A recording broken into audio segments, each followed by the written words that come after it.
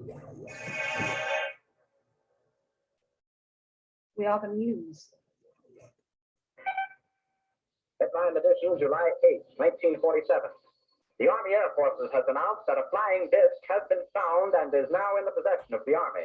Army officers say the missile, found sometime last week, has been inspected at Roswell, New Mexico, and sent to Wright Field, Ohio, for further inspection.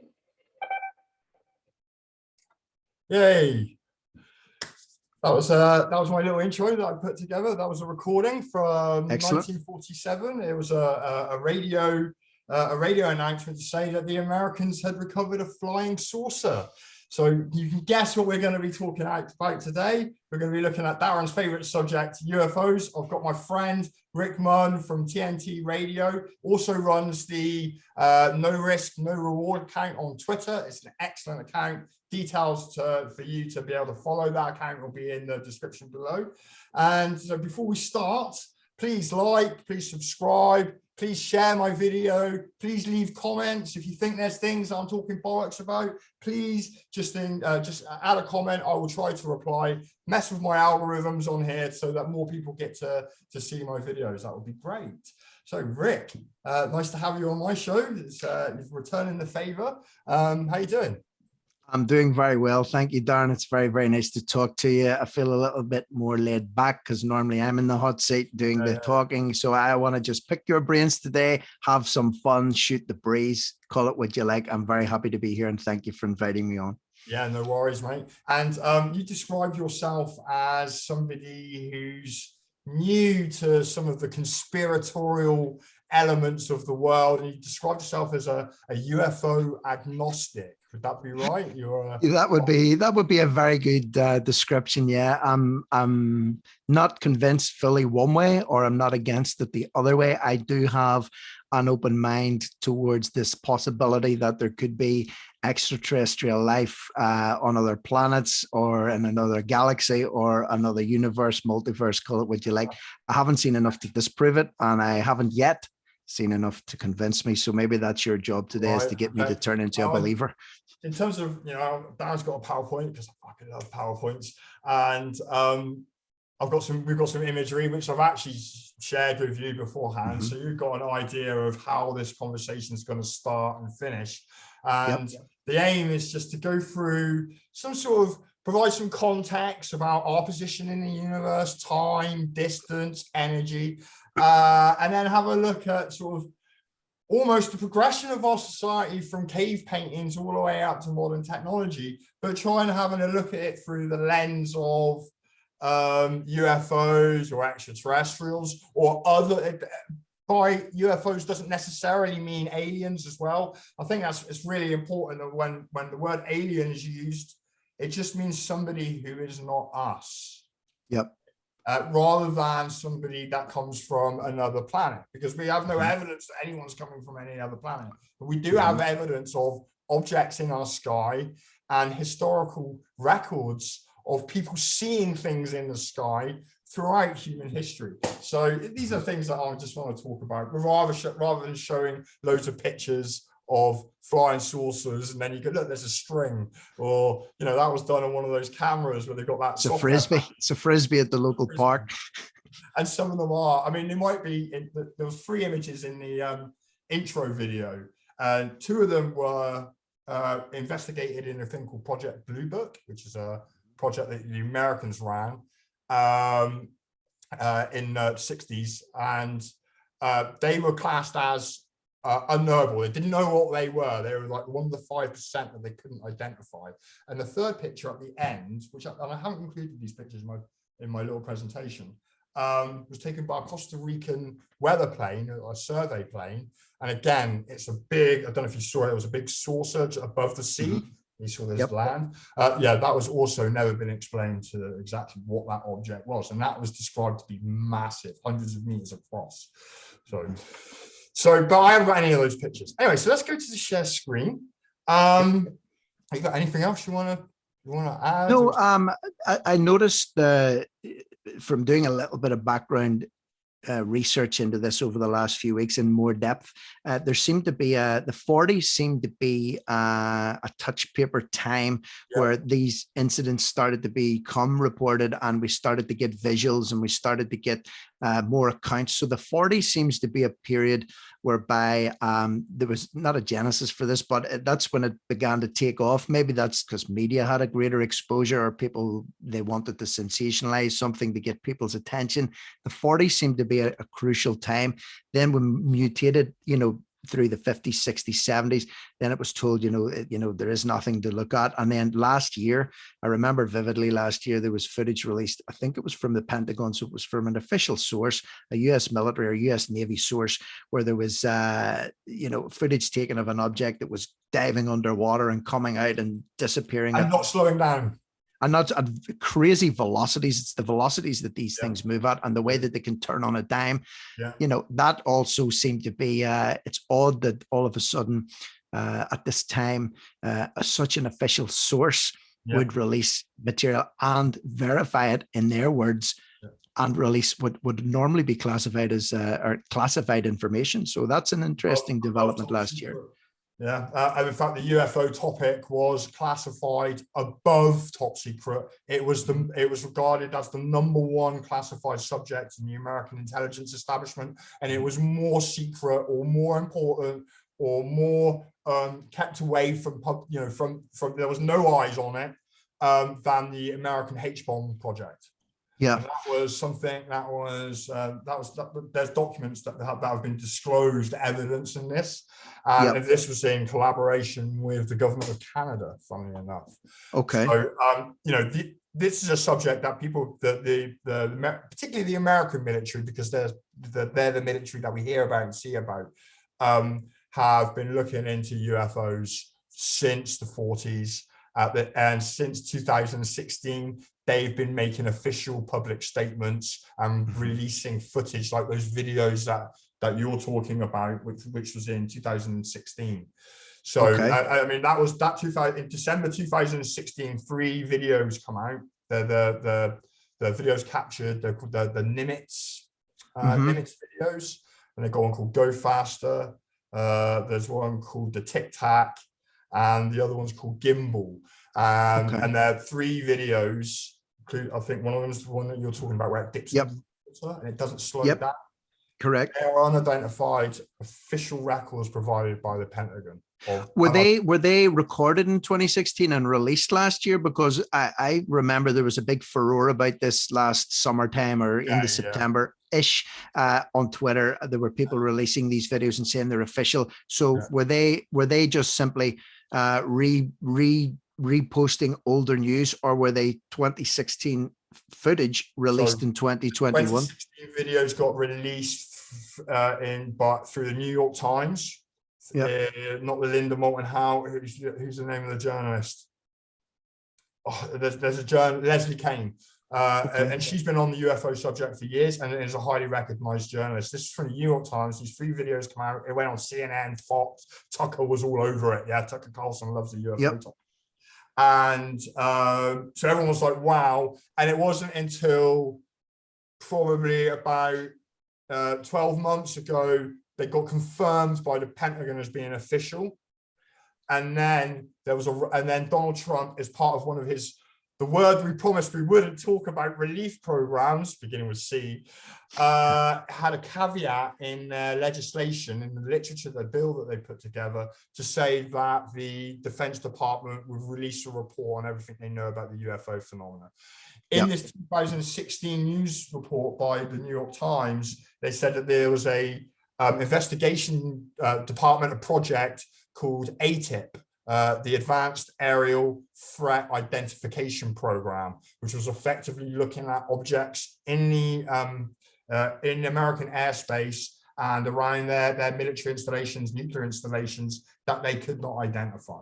And that's all now come out. It's all been confirmed. And there are people that we're going to talk about involved in that particular project. So it's as legit a source. Of course, people will say, well, you know, they can tell you whatever they want. But what I mean is, historically, this would have been higher than highly classified. And now, come 2021, 2022, it's been verified and deemed to be legit by the Pentagon. So it's as legit a source as we're likely to get. And if you look at, I mean, you understand the propaganda world that we live in. If you go there and start looking at all the films, if you ever look at the top 10 films that have ever, you know, blockbusters that have made money, they're all aliens. They're all sci-fi with spaceships. All right, now we've got Marvel and superheroes. Okay, but before that, it would have been E.T., Star Wars. Day the Earth Stood Still. That's one of the classics from the beginning of all this. Yeah. The Third Encounters of the Close Kind or whatever.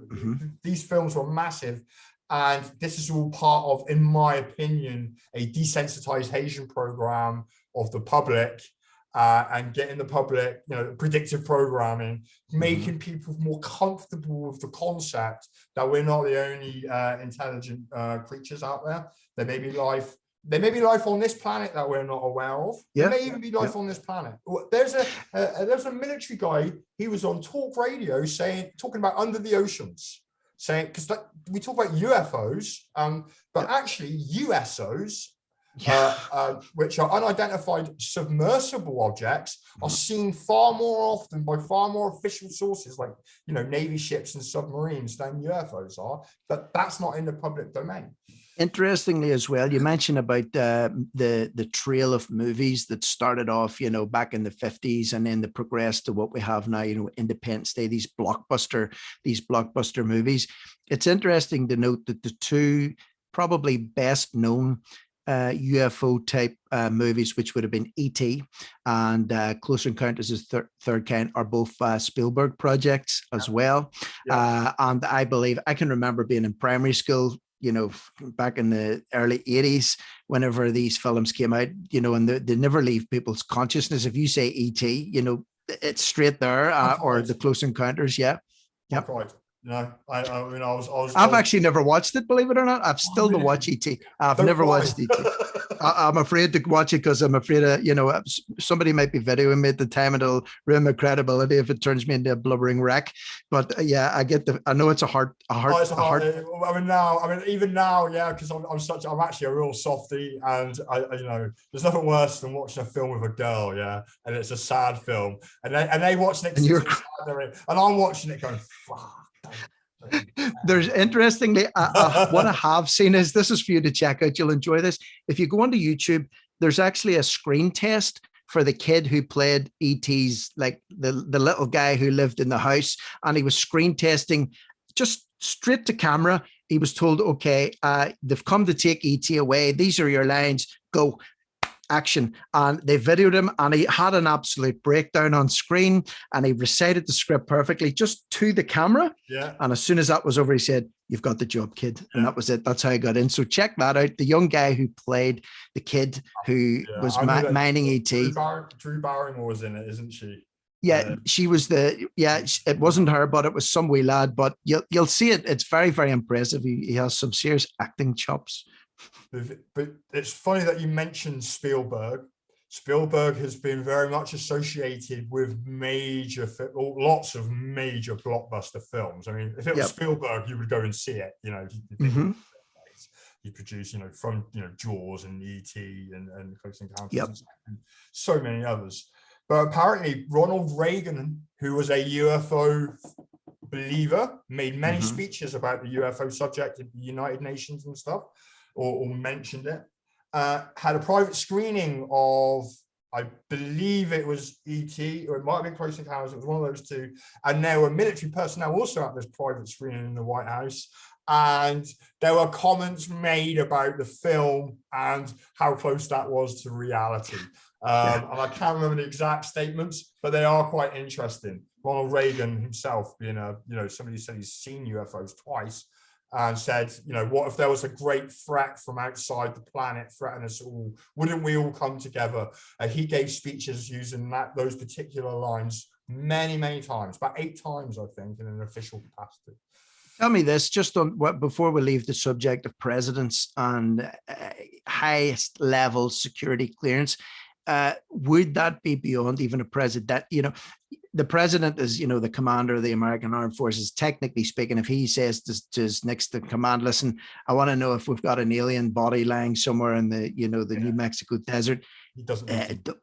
Would he be given a red herring or said, listen, sorry, Mr. President, that's all BS? And in reality, it's like, we can't let anyone know outside of this highly restricted area. Well, yeah, the group, whatever the group is that controls that, the flow of that information. I mean, before I open my PowerPoint, first of all, Richard Dolan, the number one. If you're not listening to Richard Dolan on the UFO subject, people who are listening to this podcast, that's who you need to go to first if you want to get. Who is it? Richard what? Dolan? Richard Dolan. He's regarded as probably the number one UFO researcher. He's got a PhD in. He was a historian, particularly focused on the American military, and he decided he wanted to look at the UFO subject. He was pissed off at looking at the American military establishment, or civil war, or whatever it was that he was looking at, and he said, "I'll solve the UFO problem in 2 weeks." And that I think that was probably about 30-40 years ago that he made 30 years ago. And ever since, he's been on the UFO stuff, and he looks at the documentation and the official records of the subject. So anyway, Richard Dolan's got his own channel, and I mentioned him because I was going to say something. About presidents. They're temporary employees. So unless the president's a member of the establishment, you know, he's not getting in there. He's not getting into that bunker. There's no way they would have told Trump. Put it that way. Yeah, that's what I'm thinking. Or Biden, for that matter. Let's be honest about it. You tell Biden anything, he'll forget in about 5 minutes. maybe he's done the tour and he just doesn't remember. Yeah, he doesn't remember. Maybe Biden's the alien. Anyway, I'm going to open my PowerPoint. Let's go. So let's put that on full screen. My computer's a little bit slow. There's a giveaway of what's coming up. There we go. You see that all right, mate? Yeah, I can see it perfectly. Yep. So if anyone hasn't gathered yet, the conversation that me and Rick are having is the question really, which in my opinion, and I think any scientist worth his salt's opinion, is, are we alone? And if we're not alone, are we unalone here? Yeah, are we not alone here? Have we had visitors, or maybe we're the visitors on someone else's planet, or whatever it may be? And is there any evidence for this in sort of historical context? Okay, so, and there's some UFOs, and that's not a real picture, mate. Yeah, that's just an artist's impression. But the day that this happens is the day I can die a happy man. Okay, so the first slide. So what I've got on here, mate, is this star map that you can see on the right-hand side. Yep. The Earth is at the center. And this is an official, not official map, but this is an estimate of the number of stars that are within 100 light year radius of our solar system, which is right at the center. It's estimated there are about 1,000 to 3,000 stars. There's probably many, many more. Some we've not been able to observe or identify. And there's a lot of much dimmer stars called red dwarfs that disappear once we get out to about 10% of this distance, about 10 light years. And just for reference, 1 light year is about 10 trillion kilometers. So that's a 10 with 12 zeros after it. Kilometers. So, you know, I mean, those sorts of distances are hard to imagine. And it is the number one argument given as to why no one can travel from one star to another, because the distances are so inconceivable to travel. It takes so long that no one would bother, regardless of technology, endeavor to do it.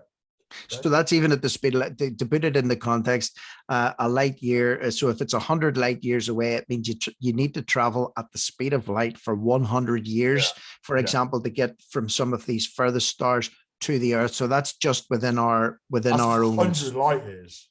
Yeah. So, but to give context, it's like if you're traveling at the speed of light, it will still take you 100 years to get from those stars to our solar system, yet let alone our planet. So you need to be really moving. Yeah. I mean, 100 light years is 300. Make sure I get this right. I think it's 300 million meters per second. Yeah, that's the speed of light. That's how fast you have to travel. I can remember a little bit of physics from school. Maybe this is easier for me to visualize, that the light from the sun takes 8 minutes, approximately 8 minutes to get to Earth. So on a sunny day in the park, you're in the park having a picnic or a beer, whatever you're doing in the park, the sun explodes. You won't know about it for 8 minutes. Is that a fair statement? Yeah. In theory, yes. What would happen if the sun would explode? I don't know. Would there be some gravity going on because all of a sudden the Earth's not bound to anything? I don't know how that would work. But what we would visually see, is if you look up in the sky and you go, oh look, there's Andromeda. I'm looking at that with a telescope and I can see another galaxy. Yeah, that galaxy is millions of light years away. So those photons, those particles of light that have come from that planet, from that object that you're looking at, that universe, have taken millions of years, just to hit your eye and disappear into information. It's crazy, isn't it? You know, it's a powerful concept. It gives you an idea. It gives an idea of the vastness of our universe. I mean, like, we can't even, our minds cannot comprehend the vastness of let alone the Milky Way, the galaxy. Our universe could be part of many, many universes. The vastness of space, when you actually start to think about it, that's a real head melter, As far as we're concerned, it's infinite. And then if you go down the infinite bubble to start thinking, what does infinite mean? That's when, it's driven, Kant was a famous mathematician who thought about the what infinite meant, and it drove him mad. I think it drove him to his death in the end. And correct me if I'm wrong again here too, but there's a theory that space is expanding. It's always expanding, but expanding into what? How do you expand into nothing? There has to be something to expand into, or is it pushing an invisible bubble like a balloon that expands, but then it's expanding into the room that you're in? That's another head melter as well. Maybe we shouldn't ponder in that one in case our brains explode here on this podcast. It's a bit too much, when you really start to examine those questions, it's not only do you feel small, but it becomes quite scary. Then you've got to say, well, how is it even here? And then that's a whole load of other questions. So on this map, 100 light years. So this is our neighborhood planet. We're in the middle. There's these little green dots. So I'm moving my cursor around. These are all potential with conservative or optimistic estimates of solar systems that could support life. And that would be potentially us. And actually, there's one right next to Earth. So that's Proxima Centauri or Alpha Centauri. That's our nearest star. And that's 4.5 light years away. So that's literally next door to us. But even with our fastest object that we've created in space, the Parker Solar Orbiter, which I think got up to something like 500,000 miles an hour. I think that was its top speed, or 500,000 kilometers an hour. Even that would take about 30 to 40,000 years traveling at that speed. Okay. So this is the argument that they say that one of the arguments, the technology to do this is impossible. You can't travel faster than the speed of light. Einstein said no. You gain infinite mass, and weird things happen with time and stuff, so it can't be done. And the equations, they don't allow for it. So there's our nearest. So these are our neighbors, Earth in the middle. We've been generating another argument that's presented in normal mainstream scientific discourses. We've only been signaling that we're here, we're intelligent for about 100 years. And that's how much we know. TV communication and radio communication and our other methods of satellites and stuff. We're generating this electromagnetic stuff that's radiating out into the universe at the speed of light. So this would be, according to the scientist, how far we would be signaling our existence to our local neighborhoods. And actually, if you go out 1,000 light, if you go to 1,000 light year radius, we start getting massive exponential increase in the number of stars. Okay. Yeah. In the universe, there are 2 trillion galaxies, and each galaxy contains about 500 billion stars. And I've done a little bit of, on the back of a matchbox as a calculation of how many stars there are in the universe that we know of, and it would be a 2 with 21 zeros after it, which is known as, it's not a sextillion, it's a not a quintillion. Quintillion. It's bigger Possibly. than a quintillion. You got I think septillion or an octillion or something like that, a nontillion.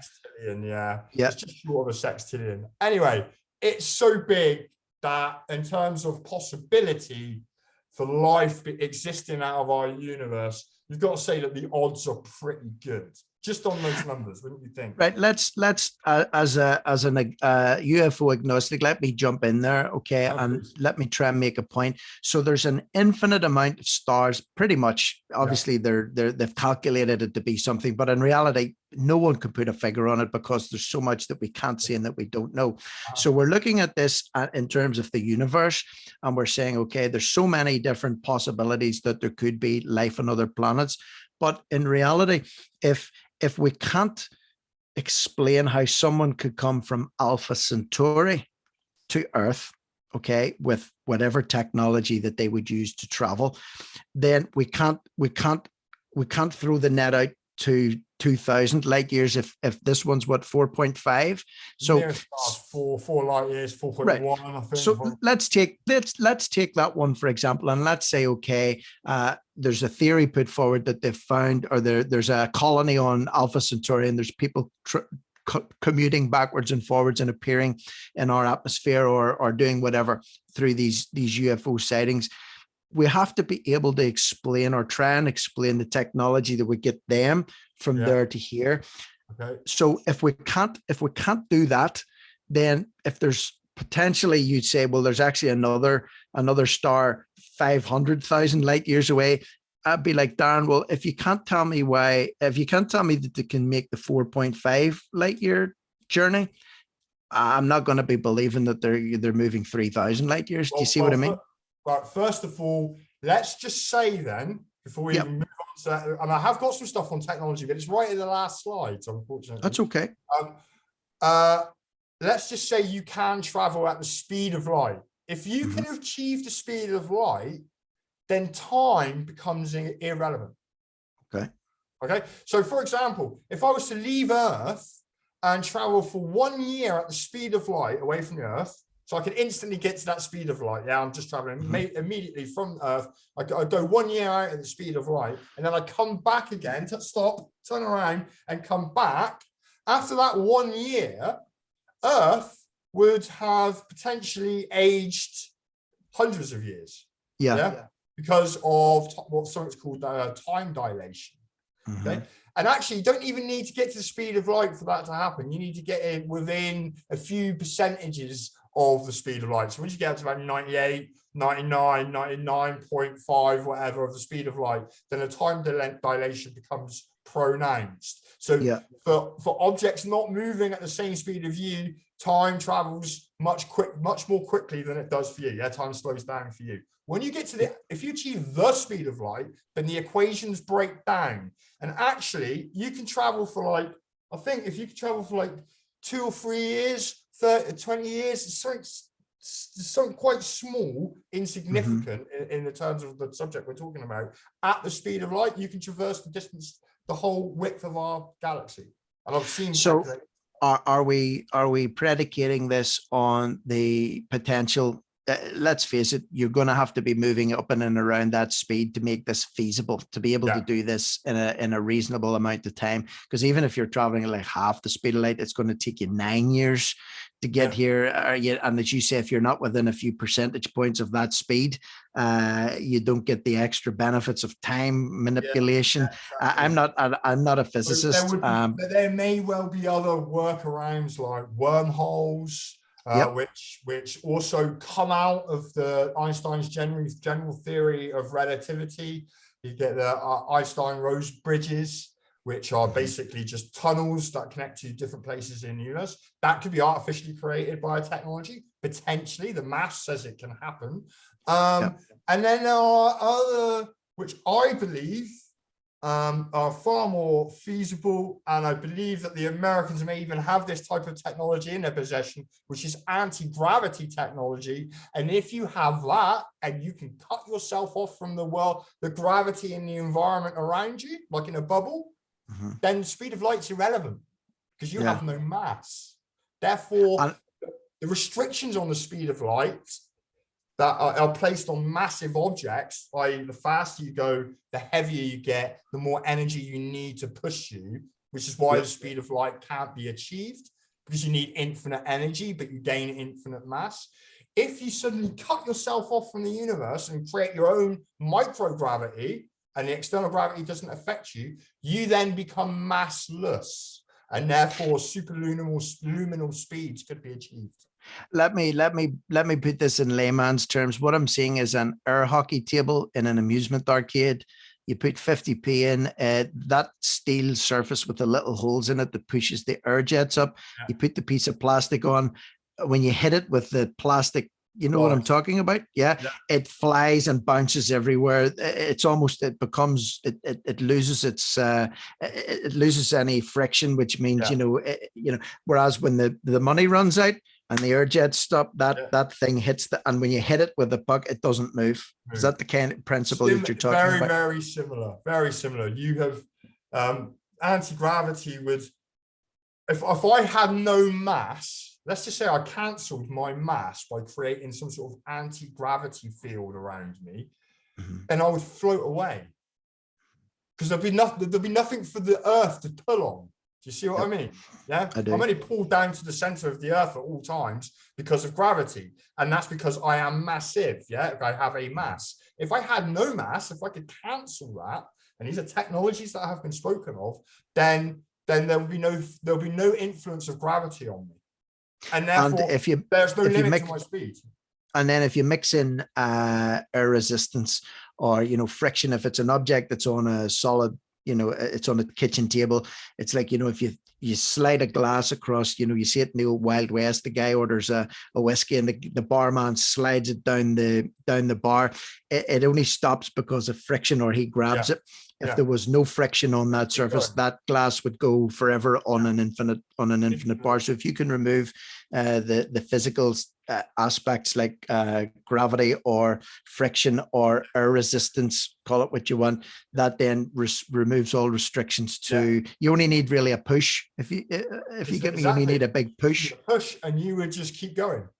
And in fact, in space, in theory, there's nothing pushing comets around. Or there's gravity, obviously they do. But if you had a piece of rock going from out from our solar system, like that Muna comet that recently came by Earth a couple of years ago, the really strange long cylindrical comet. That left it went around our sun and then went back out of our solar system. That will just keep traveling at a fixed speed until it hits something, or it's influenced by another force like gravity of another sun. So there is ways around Einstein's restrictions, which he put in place with regards to the speed of light. There are other solutions, because you might just hibernate, or you might send technology. You might send robots and drones and AI and just say, I don't care if it takes 20,000 years to get from A to B, because we're a dying species, so we're going to send out our robots, for example. Or we're a mega civilization, we've solved all our problems, we live in utopia, and now we're just sending out our robots to collect information for us and to send it back. Who knows? That's another it's another alternative or counter to the argument that it couldn't happen. You can factor in elongated time periods, because maybe what we're dealing with doesn't have a 70 to 80 year life score, 3 years in 10 like we do. Maybe we don't know. I mean, we play around with genetics now. So and we were already discussing that we're going to send people to Mars. We might need to genetically modify them so that they are suitable to that environment. We'd also need to do that to travel through space, to be fair, because the radiation out in space is a killer. There's there's been no reasonable solutions given to how to solve that problem. Long-term exposure and to having no gravity. We need gravity for our muscle density and our bone density and our muscles. So we might genetically alter ourselves. We might make ourselves immortal. Then time's not an issue. Enter Elon Musk. There you go.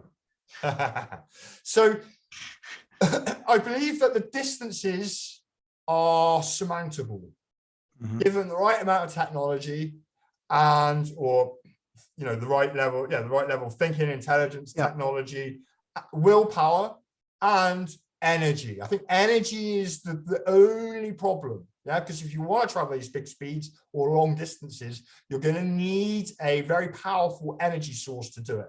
I think that's the only restriction. Like a nuclear reactor within a vessel. Yeah, you'd need a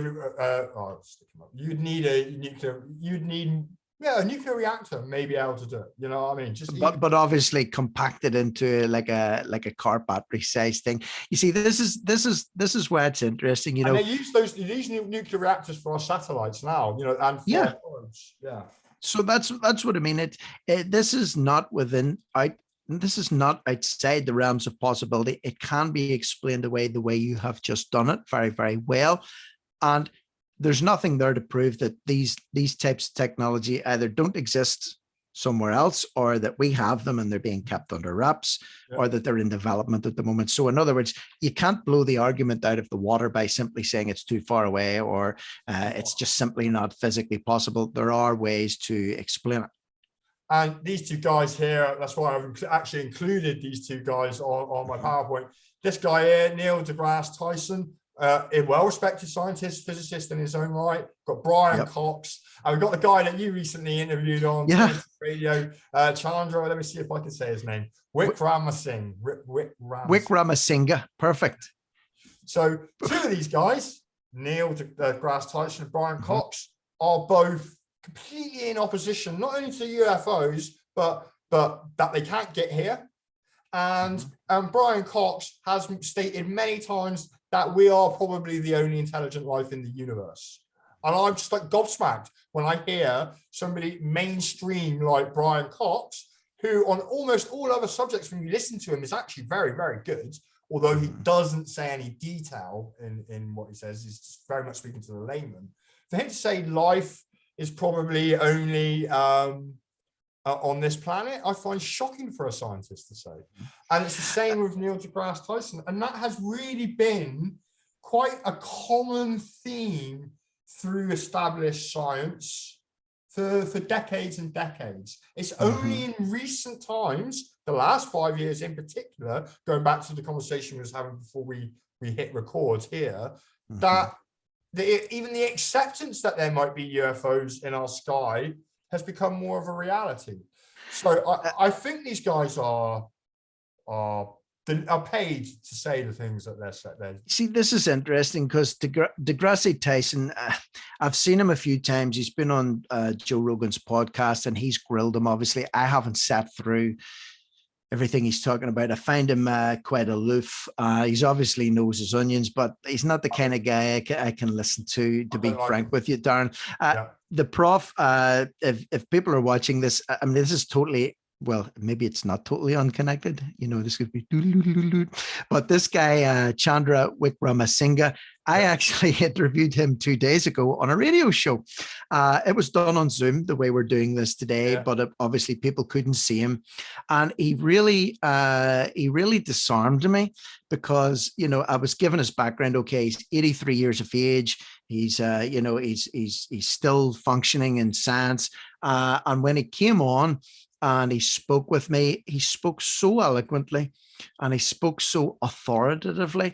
And the things that he was proposing were, against, for example, what Degrasse Tyson would say is real or Brian Cox would say is real. And all I could see was, he would, we'll get into maybe what what he believes in or what his theories are. And this guy's going back to the 60s. He started in the early 60s in Cambridge University researching cosmic dust. And I asked him, I said, how on earth did you research this in the 60s? There was no internet. There was no technology whatsoever. He said, it was tough. He said, but when you persevere at it and you stick at it, he said, and you put theories forward in a scientific way, some of them were accepted and some of them were discounted.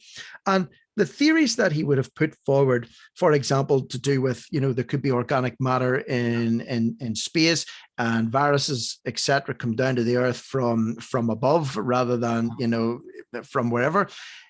Most people would immediately dismiss that as a crazy statement.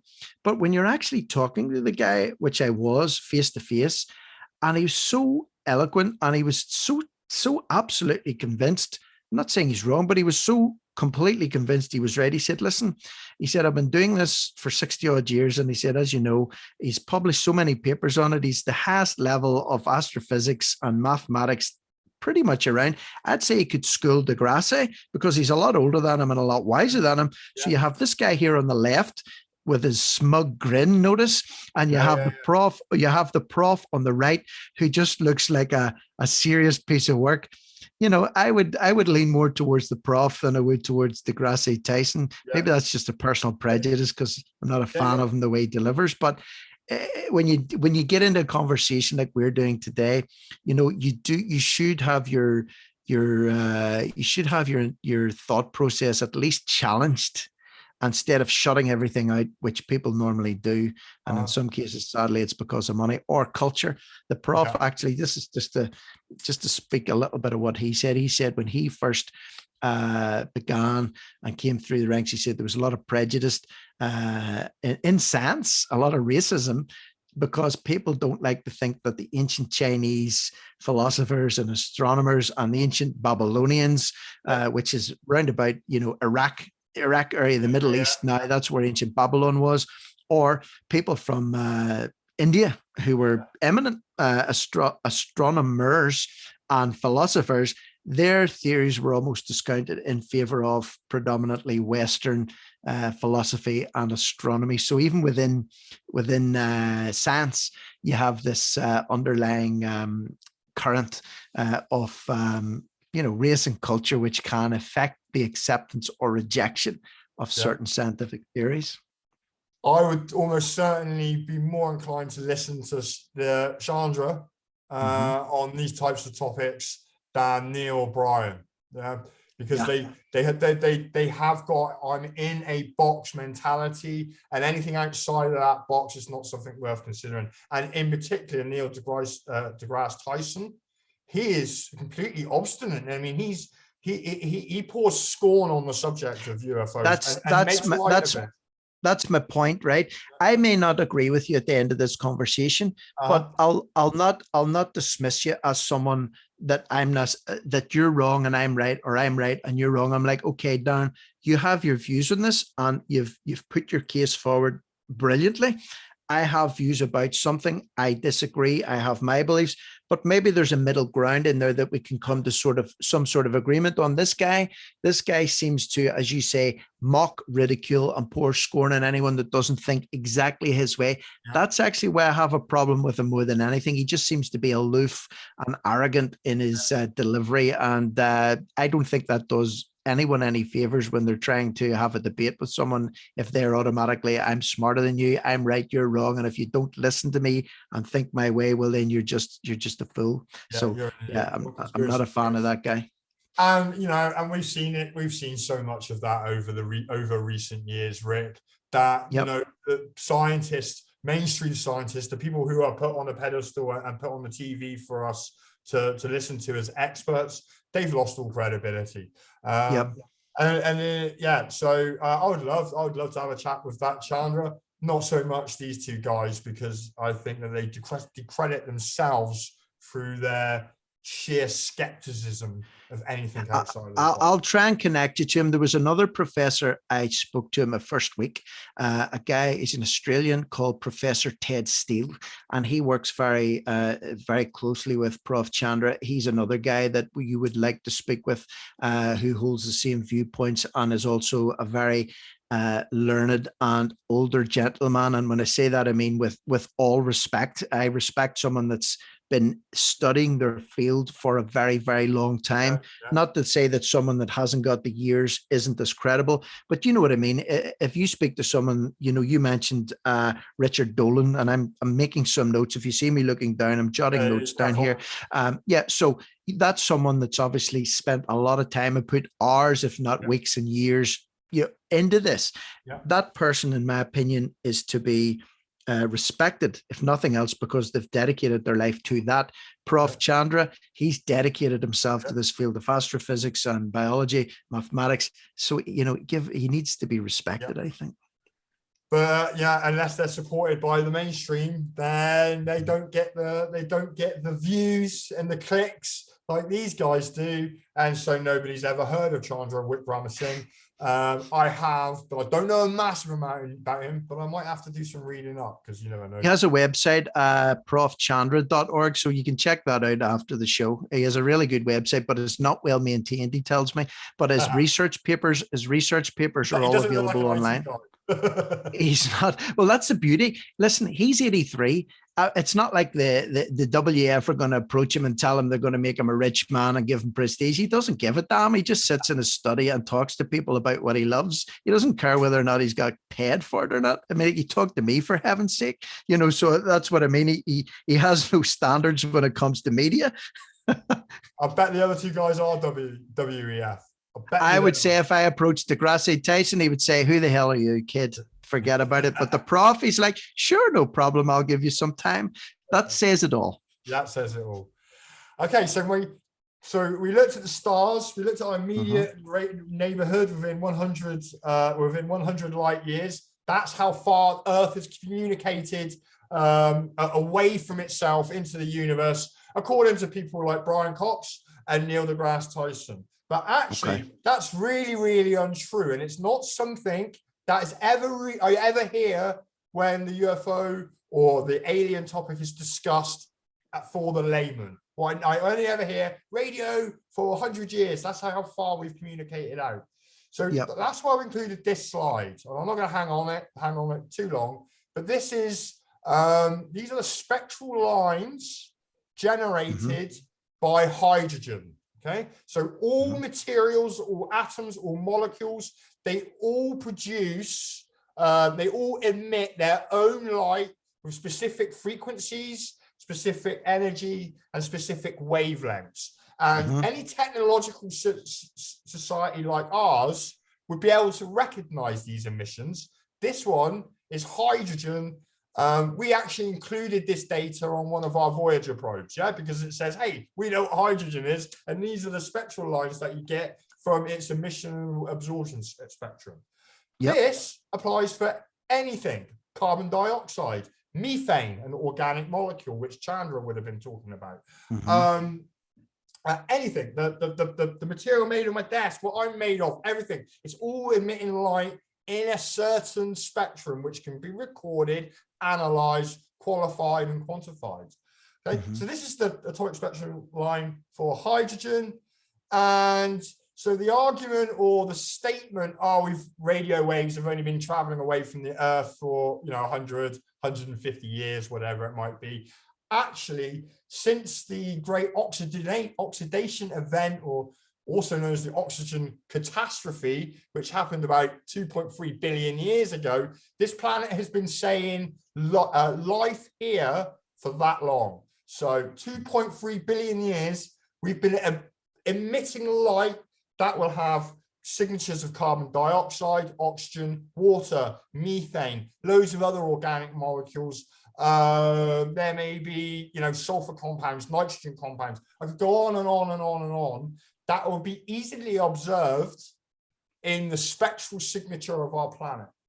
Yep. And that's exactly what we do now when we look out into space. We are now getting to the point with our technology where we can detect what the atmosphere content is of planets circling other stars. So any advanced society out there, as long as they're not too far away, they've had 2.3 billion years to detect our biosphere's light signal, which can be detected using spectroscopic means. And if we have that technology, it's fair to say that someone else outside of our realm will have it, because they certainly will be at least as advanced. They certainly won't be less advanced. Yeah, if there's somebody looking into space and they're saying we want to find other habitable planets, that would be a perfectly reasonable thing for any advanced technological society to do. You would expect, you'd think they would want to expand. And if they could travel through space, they would. So they would be looking for planets that could be habitable for life, just like we do. So they would look for planets within the Goldilocks range of the sun, where liquid water can exist on the surface, although that might not be necessary. It's just a prerequisite that we've put in place. But they would also look to say, we need to find atmospheres that contain oxygen, carbon dioxide, nitrogen. That's what we would look for. Our planet's been saying exactly that, along with things like methane, which would only really naturally occur, you would think, through the rotting of vegetation, of plant life, of dying animals, etc., but also gases produced from cows farting, or humans for that matter. So our sphere of stars, the radius has just gone from 100 light years to 2.3 billion light years. There's a big difference. There's a lot of ground to play with, or a lot of space to play with, as the case may be. Now we're talking, hundreds of thousands, millions of galaxies, not just stars, galaxies within that radius that potentially, as long as they have the technology, would be able to say, hey, there could be life on that point of light that we've just looked at. Okay. I think that, and here's my final bit of context before we get into the interesting stuff. So we've now just massively increased the volume of space that potentially could be observing our planet, potentially. Getting to the speed of light. So there's two graphs. On the left-hand side is what happens to your speed over time in days on the x-axis if you accelerate at 1g. So 1g is the speed at what people are being pulled down towards the earth. So if you jump up, that's gravity. G being gravity. 1g is gravity. And that's actually 9.81 meters. It should be meters per second squared. It's acceleration mistake. But you should have known that, being a chemist and a physicist and all that business. Even I spotted that. Come on. But you've been very polite though, Rick, and not going to pull me up on it. I thought I'll see if he corrects himself, and then I'll be really. Okay, great. So after 350 days, if you travel at, you still there, Rick? You still there, mate? Yeah, I'm still here. You froze a little bit there. Yeah. That's okay. That's okay. Yeah, internet connection is unstable. That's fine. We'll just keep going. If you accelerate at 1g for about a year, just short of a year, and nothing slowed down that acceleration, and you had the energy to do it, then you would hit speed of light after 350 days at 1g. Okay, and in that time, you would have traveled half a light year. Okay, so I think the only real issue preventing travel just by normal means, i.e., let's say get up to half of the speed at half a light year in terms of your half your speed is at traveling at half the speed of light. Let's say that was your aim. That could be done in about 200 days.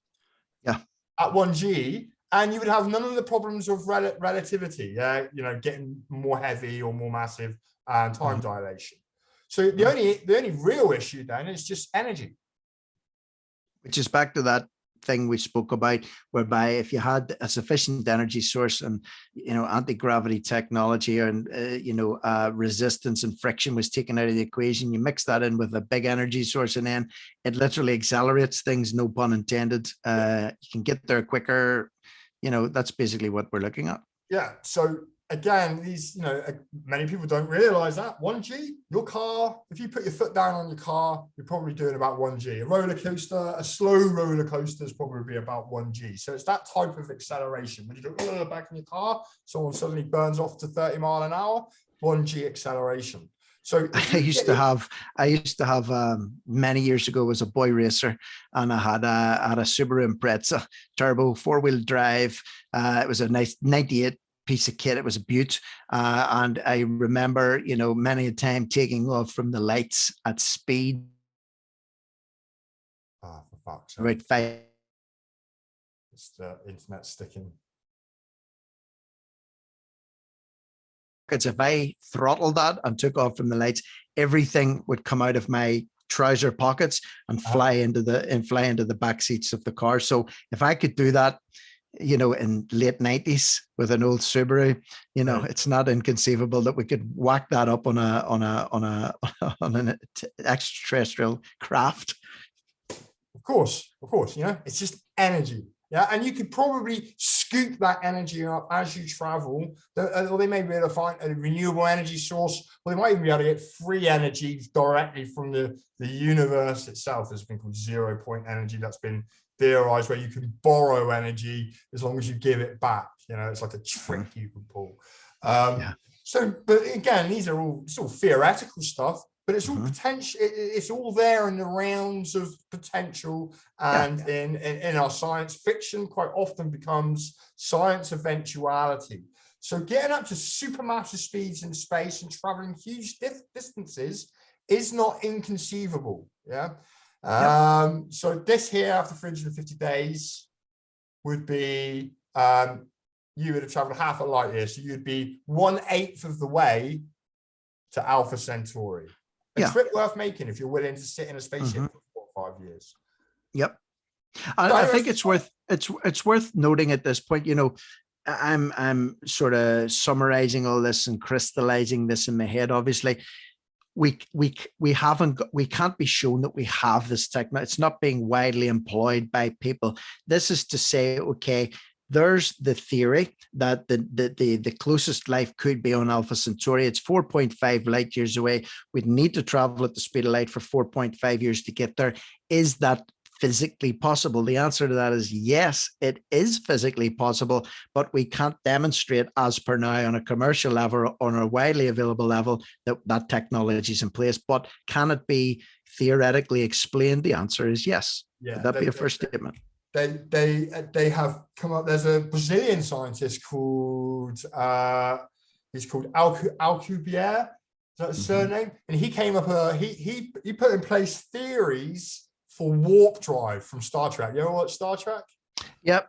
So Star Trek, the warp engines, the way they work is that they squeeze the space in front of them right up to them, and they stretch out the space behind them, and then they just pop. Yeah, it's called a warp drive. They're like riding on a bubble in space, very similar to the anti-gravity stuff. And they can go to superluminal speeds faster than the speed of light. And Alcubierre put the maths in place back in the 90s, early 2000s, I think, to show that actually that can be achieved if you have enough energy. Yeah, if you have enough energy to be able to do it. And obviously, you have to create the technology to do it as well. He didn't come up with that. He just came up with the maths behind it. Since then, 20 years later, someone else has gone and looked at his equations, and they've reduced the energy requirement and to get the same effect. So you can see something like that progressing to 200 years time. We've got warp drive like in Star Trek. Yeah, I think something else to bear. I mean, as you're talking, I'm thinking about other things. And obviously people say, well, maybe we don't have, we could all be extinct in 200 years time. Nobody can say for absolute certainty that we will or we won't. But the increase in the level of progress that we have made, I'm making a note here, effectively, I would say in the last, 100 years from the 1920s to 2020. Look at the massive gains that have been made in technology just over the last 100 years. Now compare that with the previous 4,000 years. So you're going from like 2000 BC to around about 1920. You know, of course, we moved along with you know, engineering and you know, air flight, etc. But you look at the acceleration. You're looking at accelerating there in terms of, you know, 1G, but technology has accelerated in many Gs over the last 100 years compared to the previous 2,000 to 4,000 years combined. Yeah.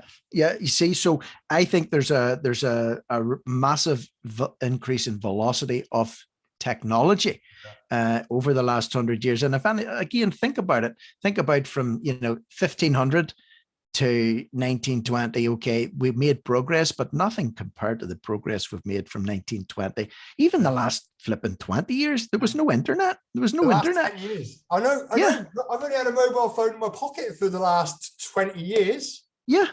And when you got your first one, it probably had a big screw-on aerial. My first one was a BT Cellnet contract from 1998. There was no such thing as I remember the guy sold me the phone, and he said you can text people, and I said, why the hell would you want to text someone when you can phone them? Now it's like, why would you want to phone someone when you can text them, WhatsApp them, video? Like if I'd have said to you, you know, 10 years ago, I said, hey, Darren, I'm going to WhatsApp you right now. I'm going to do a video call WhatsApp. You think, what are you talking about? Are you a nutcase? Are you crazy? But now look at the technology we have even to do this. You're a broadcaster. You've got a fake background behind you. Mine's blurred. You've got screens. You've got graphs. We're looking at each other. We're using these microphones. You're in Northern Ireland. I'm in Plymouth. Yeah, that's what I mean. This would be inconceivable 10 years ago. Inconceivable, but here we are. And now add, let's just say, a society that's just 1 minute, just 100 years ahead of us, 1,000. Imagine a society a million years that had a million years from where we are. They got to us, they got to where we are a million years ago, and they're still going. Can you imagine what they might be able to achieve? I think it was Arthur C. Clarke who said that technology is indistinguishable from magic. And that's very true, because if I went back to Einstein and gave him my mobile phone, he would probably get it and go, oh my God, now all right, let's go back to Isaac Newton and give him my phone. Oh, his mind would have been blown. He wouldn't know. Do you know what he would actually say it was?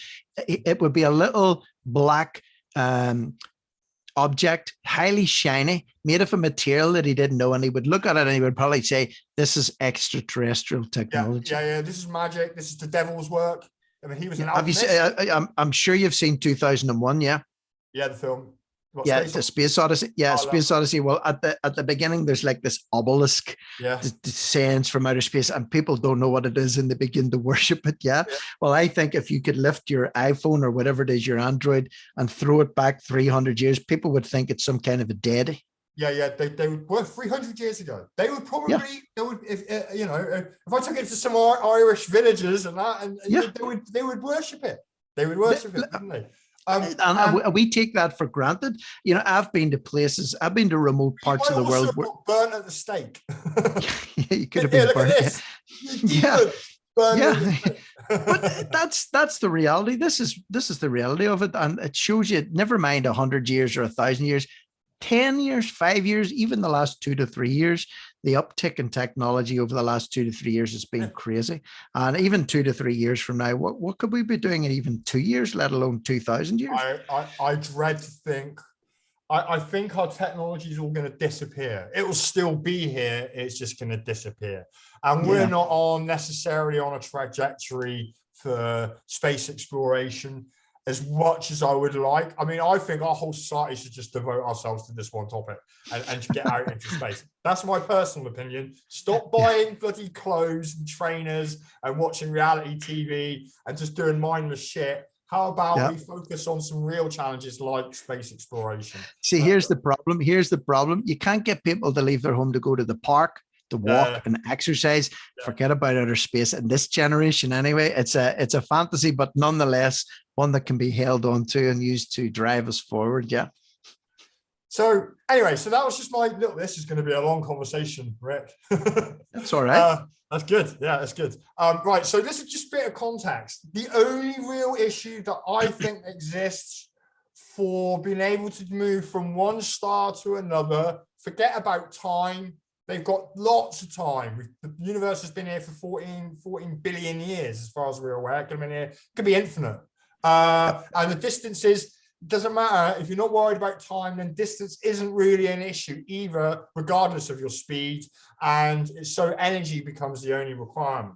So this planet, Earth, has been saying life here in some form, even if it's just plant life and simple single-celled life forms in the sea, it's been saying that would be of interest still, saying life here for over 2 billion years. Man, 2,000 and 5,000, maybe 12,000 years of recorded history. It doesn't even scratch the surface of that timescale.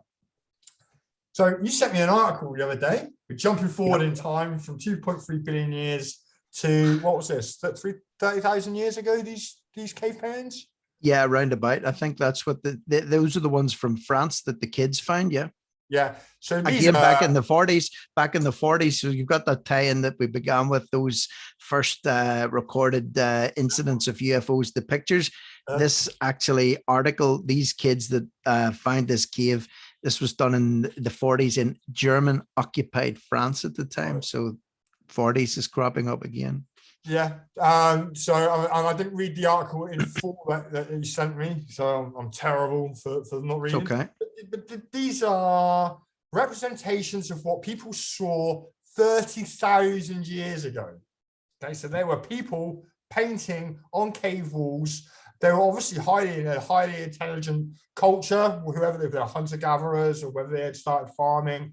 And some of these pictures are actually regarded as signs of real high-level intelligence, and that they were recording what they saw.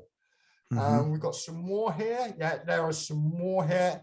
And actually, I did look for them. They say they're little stick men that appear on the fringes of. I think the article was that man was not in the center of this. He was on the peripheries, and then they had these other strange skeletal, unidentifiable, faceless stick men on the sides, and I think that's what threw the discoverers a little bit of a curveball in that one, because you can see there very distinctly there's like horse-like creatures and like a deer and other creatures, but when you go hard over to the left, it's like, what's that? That doesn't look like something I can see. Yeah.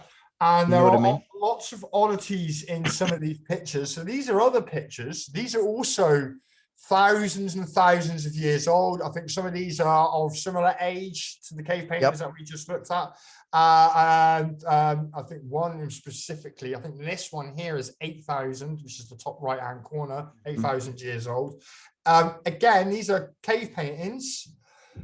The experts claim that these aren't people or figures, that there's something else, and that we are interpreting these pictures to be figures, humanoids, or of people. Yeah. And that is how I interpret looking at these cave paintings, which are ancient.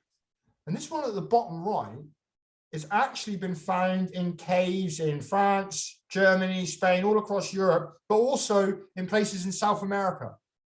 That's the classic. That's the classic UFO shape. I think if anyone was asked to draw a UFO, that's what they would draw. Even a kid, I remember at school drawing them when I was in, the teacher was like, draw something. Oh, I'm going to draw a flying saucer is what they called them back in the day. And it was always a saucer type shape with this little bulge in the middle. Even if you go back to that movie, The Day the World Stood Still, if you haven't watched it, it's a great classic old film, but that's the classic spaceship. Remade with Keanu Reeves. Oh, did they remake it? Yeah, they remade it, but it wasn't very good, to be honest. No, I haven't watched the stick to the classics, I say. Yeah, I always stick to the classics.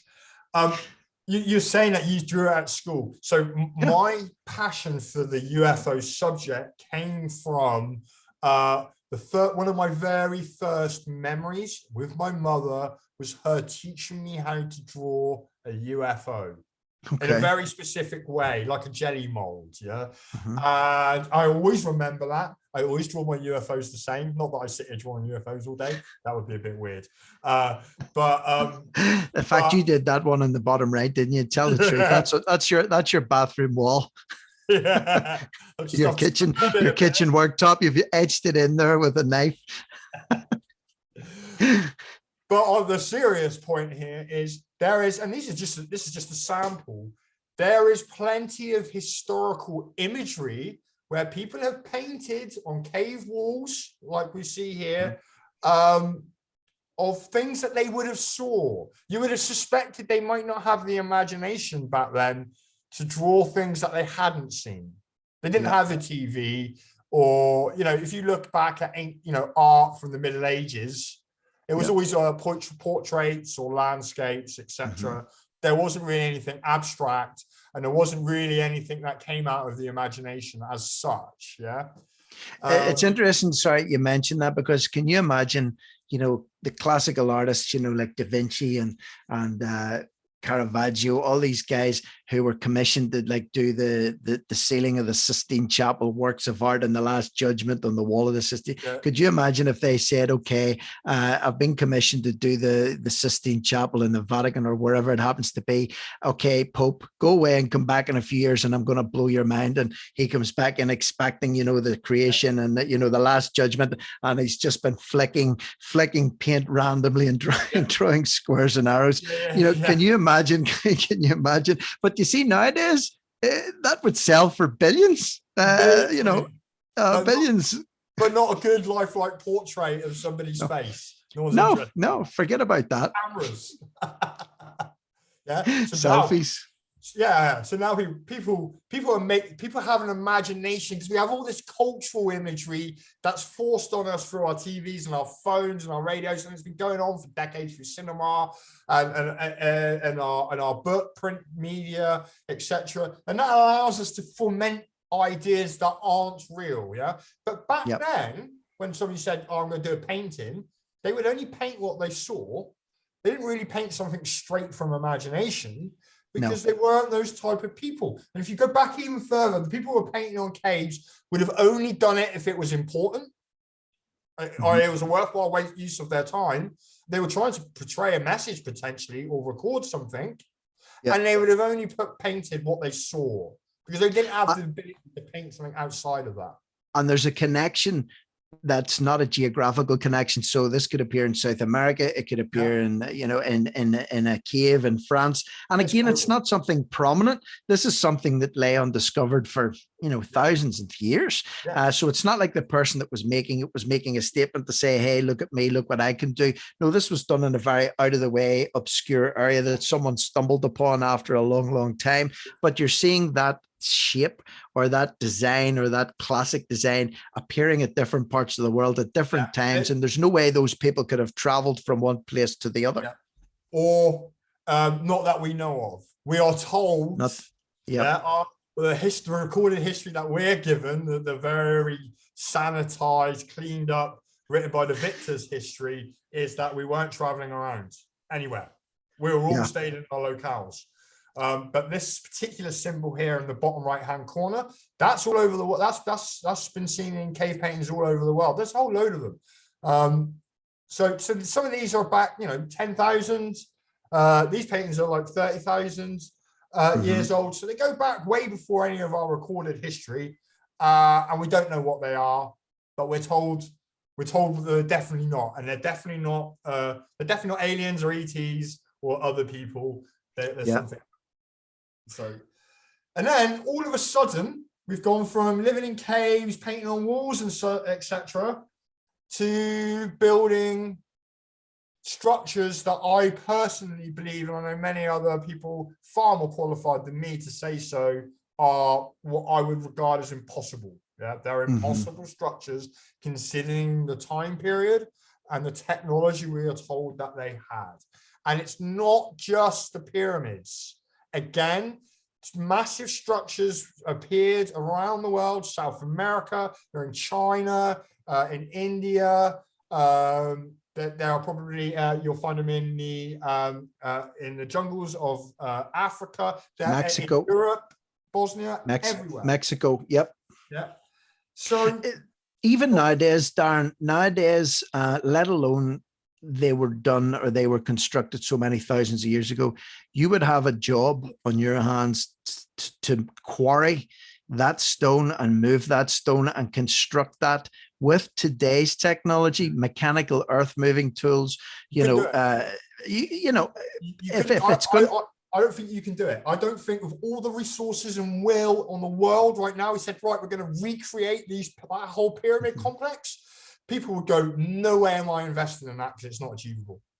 And that's just as well. Again, I only have a limited knowledge of the pyramids, the construction, etc. But it's not just the fact that they're the shape that they are and the work that had to be put into them. But there's elements that there's the tunnels or conduits leading from the king's chamber that line up with the pole star on a certain day of the year. And actually, I was talking to the Prof Chandra about this. And you can imagine the Channel Tunnel. Okay, so if anyone's listening from outside of the UK, the Channel Tunnel is a hole that was dug from England to France. They started at their end, we started at our end, and they met in the middle. Okay, so can you imagine if we'd have been 1 degree out, or they'd have been 1 degree out, we'd have been still burrowing it. We might have been burrowing up to the North Pole. Okay, so it had to be really, really, really technological. Perfect. The alignment of they come together, then the wall came down, then they put the tracks in. If you start digging through the walls, okay, of a pyramid with a view to saying, okay, I need to line this room up with a certain star on a certain day of the year. Yeah. And if I go a little bit, half a degree to the left or right, let alone they're burrowing through this rock, this granite. A fraction, just a minor fraction of a degree. It doesn't work. It doesn't work. So aside from and correct me if I'm wrong, but aside from the logistics of doing this, the geometry and the alignment of certain aspects of this is beyond its years in terms of its achievability. I think it's beyond comprehension, considering the capabilities we were told that the people had. And there's a very good documentary called The Revelations of the Pyramids. Highly recommend it. And it talks about the construction of these pyramids, not in some conspiratorial way. I'm not suggesting they were made by aliens because we're talking about UFOs. What I'm saying is that people went from cave dwelling, head bashing, mammoth hunting, small tribesmen, hunter-gatherers roaming the land, to being organized and creating the greatest structures and still probably the largest objects ever put together by man. And that when they did it, they aligned it and with the north and south poles perfectly, that they managed to move 12 million tons of rock. 12 million tons of rock. And I say this to Rohan, because I've had this conversation with Rohan, and some people don't understand what I mean by 12 million tons of rock. So I've recently done a calculation in my head, and I don't know how accurate it is, but it's like moving 500 medium houses worth of rubble every single day for 20 years. That's what they did without wheels. And there's no quarries nearby. 150 miles. Yeah. Some of those rocks come from 150 miles away. The biggest ones made out of granite, which is one of the hardest substances known to man, and it would have been back then almost certainly because it's naturally recurring. Some of those rocks come from 500 miles away. and let alone moving them, right? Let alone moving them. If you get to a quarry and you need to mine or you need to extract granite, and then you need to shape it in a certain shape, and then you need to transport it. Like I said, people, I think there's a disconnect. People say, well, they look at the picture, okay, and they say, well, it's a few triangles and there are a few rocks stacked up on top of each other. What's the big deal? When they break it down, what effort was required even to move one of those rocks? 500 miles, 150 to 500 miles, and to quarry back then, they didn't have diamond edged cutting technology that we know of. So you've got to ask, how did they quarry it? How did they move it? How did they stack it? How did they align it? there's a disconnect for me between what was available or possible to what actually happened there, and what actually happened there is just a real fate of a mystery. But one thing I think, regardless of your opinion on the sort of the base theme of our conversation today, Rick, is you would think a technology was required. Mm-hmm. Definitely. If I can, in case I forget this, the one thing I do know about these pyramids, and it links back in with what you were saying about the stars and, the galaxies and on one thing and another. I've seen an aerial picture taken from directly above those three pyramids at Giza, and they're not actually perfectly aligned. There's one of them slightly skewed off from, but it actually aligns up geometrically perfectly with Orion's belt, which is a constellation that you can see in the sky. You've got the two up at the top, the belt, the three in the middle that look like they're perfectly in line, but if you examine them, the last one is the top right one is slightly off, and then you've got the two at the bottom. Am I right in saying, do I get brownie points here that they're lined up with Orion's belt? I'll mark it on my whiteboard over here. Please do. So but apparently the claim is, they're lined up with Orion's belt, and that happens at a certain time of the year, at a certain time within the universe. And not only that, there are other megalithic structures around the world that are also aligned with Orion, but also some of those passageways that were cut perfectly straight, and they're not very big, perfectly straight through all that rock after it was assembled. How did they do that? They don't know. The only explanation is a technology was used that was not available. At least we can see that was not available at that point in time. So for those who don't know anything about the pyramids, they claim that these were built using slaves, copper chisels, which is a very soft metal, and stone mallets, and they didn't have wheels. They hadn't discovered wheel technology. And prior to these pyramids, I think there were maybe one or two others built, and then they went straight from those pyramids to these massive ones. There was no bodies found in them. There's no hieroglyphs found inside them. There is no record of how they were built. And this was a culture that recorded everything down to the last bushel of grain. So it's a mystery, and it seems like a massive leap in achievement and capability for mankind. Did they have help? Or did the people who built them, are they still the ones are they still here? Are the builders of the pyramids? See, that's the thing. My dad and I spent a long time. He was in hospital before Christmas for 6 weeks, getting an intravenous drip for an ear infection. It sounds ridiculous, but they kept him in for 6 weeks because they couldn't discharge him. The hospital was 8 miles down the road. So I went down every night, and he and I had a long talk for, an hour, 2 hours in the visiting time. And we talked about everything. And we were talking about conspiracy theories about, JFK's assassination and, 9/11 and all that business. And we came around to the subject of the pyramids. And I mean, my dad is he doesn't research this stuff at all, but just out of the blue, you could tell he'd been thinking about it. We got to the pyramids, and he said, there's no way those things were built without any outside assistance. And he was inferring that there was another dimension to the construction of this. As you've rightly pointed out, UFOs don't necessarily mean aliens. They could be people that haven't been discovered. They could be people living under the sea. Look at the Marianas Trench is 2.5 miles deep. There's stuff down at the bottom of that no one can see. Or there's fish down there that, don't have eyes, and they've got this little lantern hanging over their head. They don't exist anywhere else but at the bottom of the sea.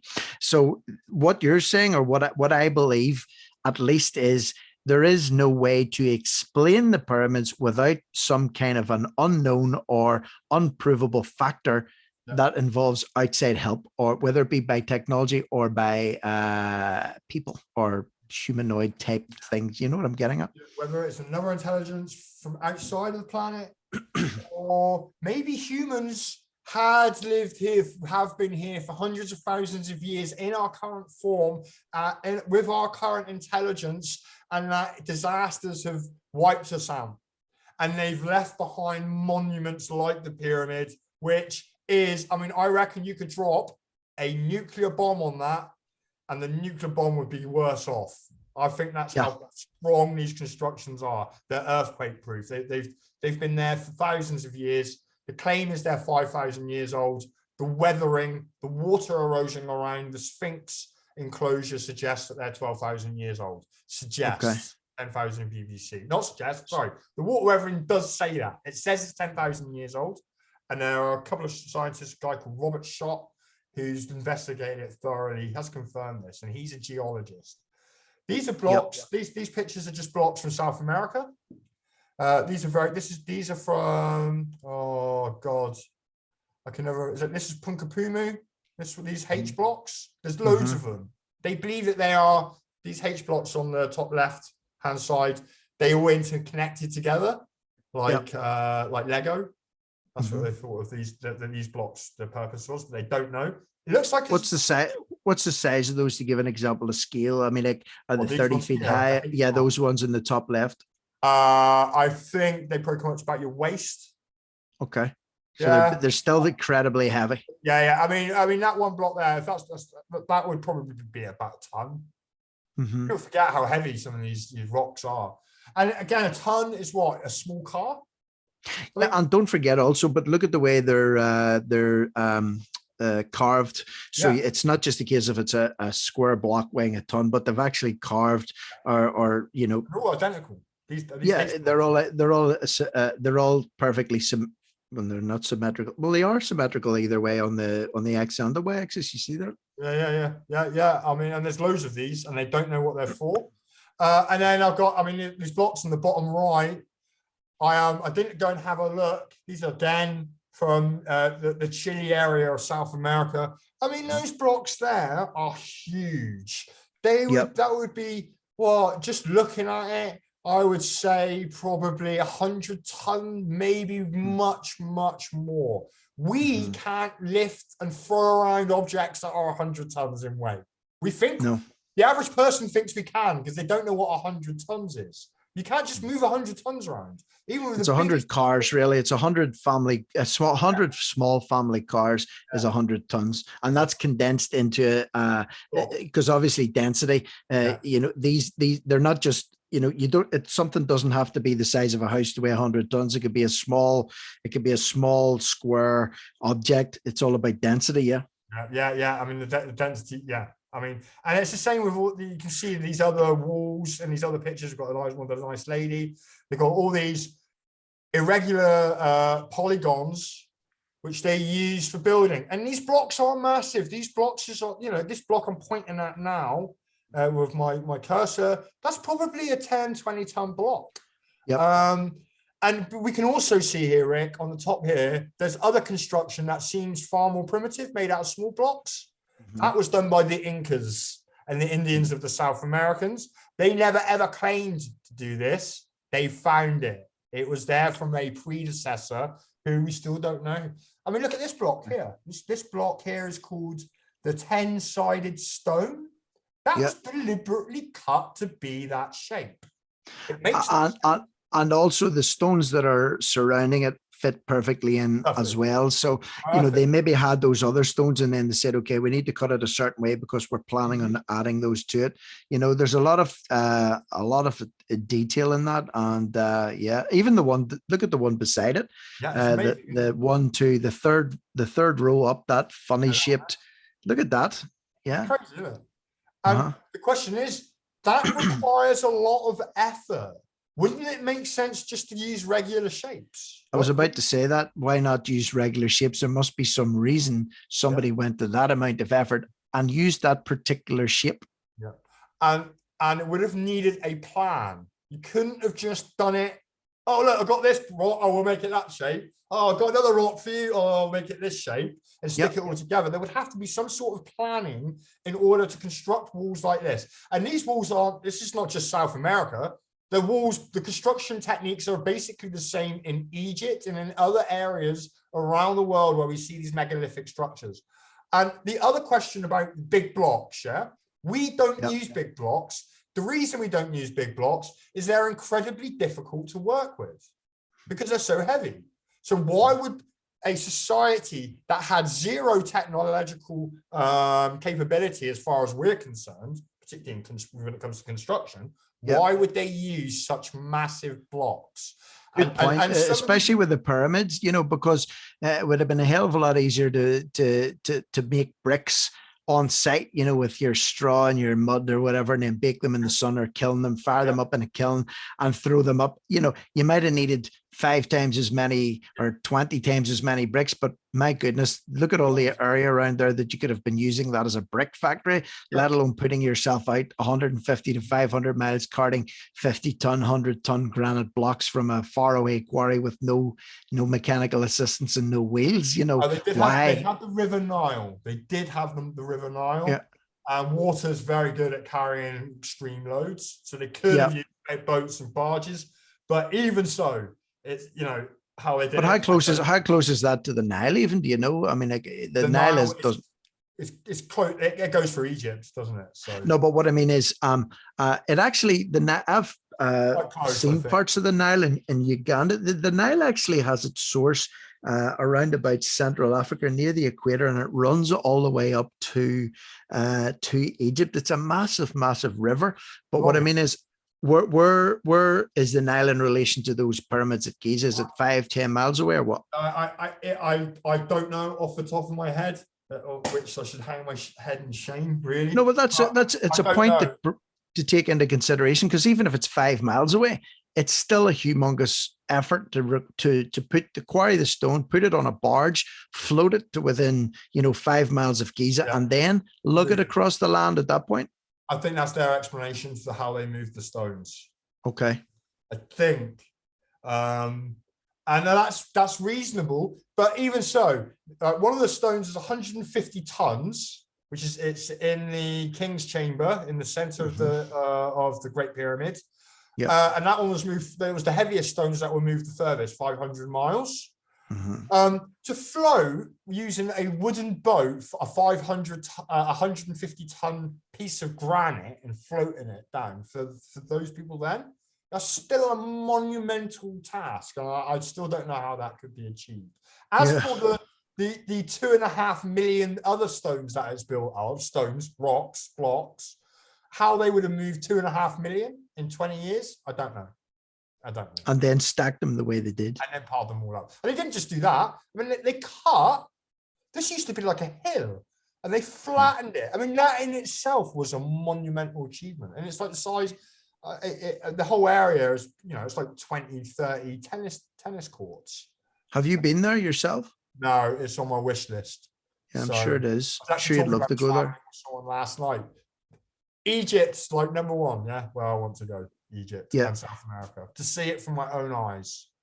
Yeah, because Egypt's so archaeologically rich, not just obviously this, but with the Nile and the Valley of the Kings and all these other places. I mean, like, it's just an archaeological playground really for you to, I would imagine you'd have a good time there. But you're not allowed, they're not allowed to be investigated thoroughly. The Egyptologists won't allow it. There are people but they were in the past, weren't they? There were people came in, and then the authorities kind of shut. I don't even think you're not allowed to climb the Great Pyramid, are you? You can get special permission to do so. I know Graham Hancock has done it a couple of times. And the other thing people need to remember is when the pyramids were first discovered by Europeans, the French, the Germans, and the English, when we got to Africa, it's only a couple of hundred years ago, they were buried in sand. So only the tops of the pyramids were sticking out of the sand. Only the head was sticking out of the Sphinx. And actually, a lot of these great ancient sites were all found buried. Yeah. Like Göbekli Tepe in Turkey, which is 12,000 years old. And that's confirmed from carbon dating. That was buried. And they think it was buried deliberately 12,000 years ago when there was some sort of event that happened on our planet. As well as that, the Easter Island heads as well, most of them are underground too, aren't they? Yeah, most of them are underground, and that's only been fairly recently discovered. Yeah, again, the Easter Island story, it blows my mind, because where did they travel from? South America, Australia, New Zealand, 2,000 miles to a little rock in the middle of the Pacific. See, this is the point. Yeah, this is the point. It's not like it was done in a prominent place in, France or, in what modern day Paris or modern day London. This was done in the back end of nowhere, and the amount of effort that, and even the pyramids, like that was effectively done in the middle of the desert. Why not have it, somewhere, But was it a desert when they were built? The argument is that it wasn't, because there's water erosion on the Sphinx, and there was no rainfall for until you go back 12,000 years ago in that area. So that's where there's a discrepancy in the dating. So anyway, so again, we came out of society 5,000 years ago, according to the mainstream narrative, and started building giant buildings out of giant blocks in a way that we do not know how. Did they have assistance? Were they technologically advanced? Are those people still here? Are they the UFOs? So we're jumping ahead again. We're quickly getting to some cases now. We haven't actually talked about anything UFO really yet, Rick.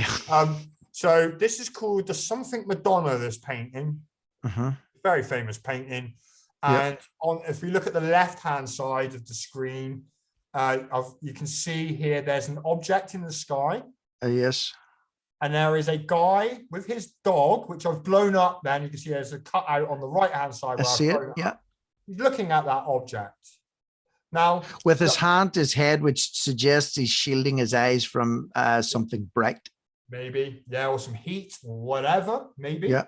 And that it's almost as if the artist who painted this was drawing your attention to this figure in the background, and they wanted you to see the object in the sky. Yeah. I'm just drawing some inferences on how it has been painted. And actually there's some strange stuff going over here on the left-hand side that I never ever really paid any attention to until I stuck this on the PowerPoint the other day. But this it's got to be significant, because you've got your, I don't know if that's supposed to be the sun or not, but there's three very distinct objects below it. Maybe that's three very distinct pyramids at Giza as well. It's strange. Obviously, they're not exactly the same, but you've got this trio of strange objects that are sitting directly below the sun in a V shape, a very specific V shape, lining up with the borders of the sun. And that central one is lining up perfectly with the center, that little dark blob center of the sun as well. Yeah, I mean, they could just be extensions of the sun's rays. I don't know, but they look a bit odd. But this here looks like a UFO, looks like a flying saucer, looks like there's something in the sky. And actually, again, these artists, as we already have discussed, Rick, was they would have painted what they saw. I'm pretty sure they wouldn't be painting flying saucers back in the 15th century or 17th century. And again, the guy's hand to his head to me is telling, because it doesn't look like he's waving, because his hand would be outstretched like this. So it looks like he's putting his hand up to his eyes. When you're looking at something like, or there's a low winter sun and you're walking down the street and the sun's in your eyes, you put your hand up like that, to try and shield the eyes from that light. That looks like, and notice actually, if you look at the big painting on the left, he's shielding his eyes from what looks to be the light coming from that object, rather than from the sun, which is further across to the left. So that's something to consider. It also looks like it's looking up at the object. It does. So this is a very famous painting for this reason. And it may well be a record, or somebody attempting to record a picture of an event that they actually saw. And this may be the more important aspect of this picture, even though it's in the background and slightly obscured, because I think that the artist is trying to draw our attention to it. Okay, let's go to this one. Yep. And then I was going to make a point, but it might be underscored further when you do your next slide. So if you want to hop onto that one, yep. So, I mean, this is another painting. Again, I'm no art scholar. It's hundreds and hundreds and hundreds of years old, depicting a religious scene, the crucifix of Christ. And again, we've got these strange objects in the sky with people sat inside them. What are they? Let me dive in at this point here. My background is I was born and reared in the Anglican Church, okay, brought to Sunday school, went to church, rebelled, went the opposite direction, went 180 degrees into the world like a wild man. I had some experiences, like I said, maybe this is for another time, whereby my life turned around, and I believe I'm only alive today by divine intervention. That's my belief. Okay. I would be, at this point, I would say I'm a Bible believing Christian. Okay. And I find it interesting because obviously a lot of biblical Christianity does not tie up with modern day science. However, there's nothing within, and I mean, I'm a bit of a Bible scholar, I suppose you would say. I've studied it extensively in my spare time. There's nothing inside the Bible that would say that there is not life on other planets. That's why I'm approaching this with an open mind. And it's interesting that the last picture that you brought up was religious in inverted commas. And by the way, let me make another statement. I'm not a religious person. Okay. I've also discovered on my journey that, religion is man-made. Spirituality and religion are two completely different things. But what I'm trying to say is the last slide that you showed and this slide that you showed depicting the crucifixion of Christ 2,000 odd years ago. Interestingly, we have that artwork, that religious artwork with these comet type structures that looks like they're containing some kind of life forms. It's also worth noting that at the birth of Christ, if you read the account in Matthew's Gospel, it talks about a star that appeared in the east and guided the Magi to come to where the place that Christ was born. There's a mistake made with the classic nativity to say, okay, on the night that he was born, the shepherds and the wise men all came together. They didn't. It was just the shepherds. There was a heavenly host that night, appeared from out of nowhere. They told the shepherds where to go. Then at a later point, the Magi arrived from the east. They were said they were guided by a star. People say it could be a comet. We don't know. There's unexplained star activity within the Bible. Orion's belt is mentioned twice in the book, in the Old Testament, in the book of Amos and in the book of Job. And in the book of Revelation, it talks about a star, a comet called wormwood that will fall and pollute parts of the words. So what I'm trying to get at is whether you're a believer, whether you're not a believer, whether you're a classic scientist, whether you're not, there are incidences even in the Bible that I would know very, very well that tie in with this. There's things that, listen, I don't know and I cannot explain. I'm a simple guy, a bit like yourself, and we're delving into things that are deep.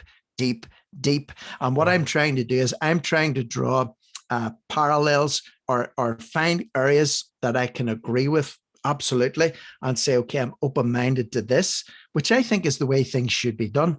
Because you're never going to agree complete with me and my worldviews, maybe, or my personal beliefs, or I would be to yours. But what I can do is I can respectfully hear you out and not discount anything that you say. And I think that's the key to this, Darren, because it's tying in. Like I said, this is almost like a merging point of maybe, the hardcore science side of things and the faith side of things, at least from a Christian perspective. You have this here depiction of the crucifixion of Christ, and there's not one, but two items in the sky. And if you've zoomed in on them there, I'm not sure what that is in those. It's like people inside them. Yeah. So what is that? Why did they paint that? At that time, they didn't have artistic license. Why would they include that in there? God knows, but it's relevant. I think it's relevant. And in terms of religion, my belief is that our religions may well have been born out of adulation for a technologically advanced society who we thought were magic. Yeah, there are myths, our God myths, I believe may well have an alien origin. So, and again, and we see this in a lot of artistic impressions and depictions of biblical scenes. On the right hand side, and with regards to religion, I've gone the other way. 3 or 4 years ago, particularly when I was teaching science, in the education system. Anybody who came into my class and started spouting off about deeply religious ideas and how science is all rubbish because God exists and that's it, or whatever, I would pour scorn on. I would build lessons up specifically trying to deprogram my students if I was teaching a physics lesson or whatever, to try to explain away God. And particularly after the recent events of the last couple of years, words that we won't use in this particular podcast. My opinions moved away from this very stringent atheistic ideology or thinking to, hey, there may well have been a designer, a God. I've always been a firm believer in the ancient astronaut theory, but there may be a God. Let's stop there, right? Because Professor Chandra, he actually would, I suppose, bridge the gap between atheism and creationism to the extent that he was, there was a great debate that happened in and around this belief that he had for organic matter within outer space. Now, I have no reason to believe that theory is wrong. And he said that he believed ultimately that matter was created. There's levels, okay? There's levels that he believed leveled up to a creator. In his belief, call it God, call it a divine presence, call it whatever you want. But he would be a believer in a creator, but the creation happened in stages over time through space and time, etc., to bring us to where we're at now. So he would have almost, I would say, and I don't want to speak on his behalf in case you ever have him on, and if you do, this is maybe something that I'm sure he would like to talk about, but he would be a creationist, but not in the classical biblical sense, obviously, but he would still believe in order. If you look at the universe, okay, everything is ordered. Like you said, there's gravitational forces. If you throw a rock into outer space, it won't just travel in a straight line because of a huge mass is beside it, like the sun. It's going to exert a gravitational pull on there. The tides of the earth are influenced by the gravitational pull of the moon. If we were like 100,000 kilometers to the left or the right of the sun, you could argue that the temperature of the earth would be so skewed that we would either freeze to death or burn to death. So right through the world that we live in, irrespective of how you feel about how it came about or didn't come about, there's no doubt that there's order. There's order within the world. And I'm sort of going off on a tangent a little bit. And I wouldn't get into great debates with people on this because I believe what you want to. But my belief is underscored by the presence of order, and there cannot be order, I believe, without a creator. Look at your laptop. Okay, it's functional in a way. The keys are all linked to something else, which is linked to something else, which is linked to something else. It's hard to say, well, that started off as a lump of plastic, but it evolved over time. Somebody had to exert an influence on a designer and a software technician, etc., and a people. So aside from that, I was when I went out into the world at like 18, 19 from a religious background, man, I rebelled. I went the other way. I became like a demon. I was like almost an antichrist type person, went 100 degrees the other way. Again, personally, I had experiences that shook me to the core. And I began to search then independently. And I found a lot of what I was told and the practices and the rituals, etc., that existed within the church were not actually biblical at all. The classic events of certain things that happened in history from a biblical perspective were not actually portrayed accurately by the church. So I began to examine it for myself. And a lot of other stuff happened, my friend. A lot of mind-blowing stuff happened with me in my life. And I'm not... it's all good. And what I'm trying to get at is no one will convince me that it was not some kind of outside influence that happened in my life to turn things around. And I have seen miracles happen in my life.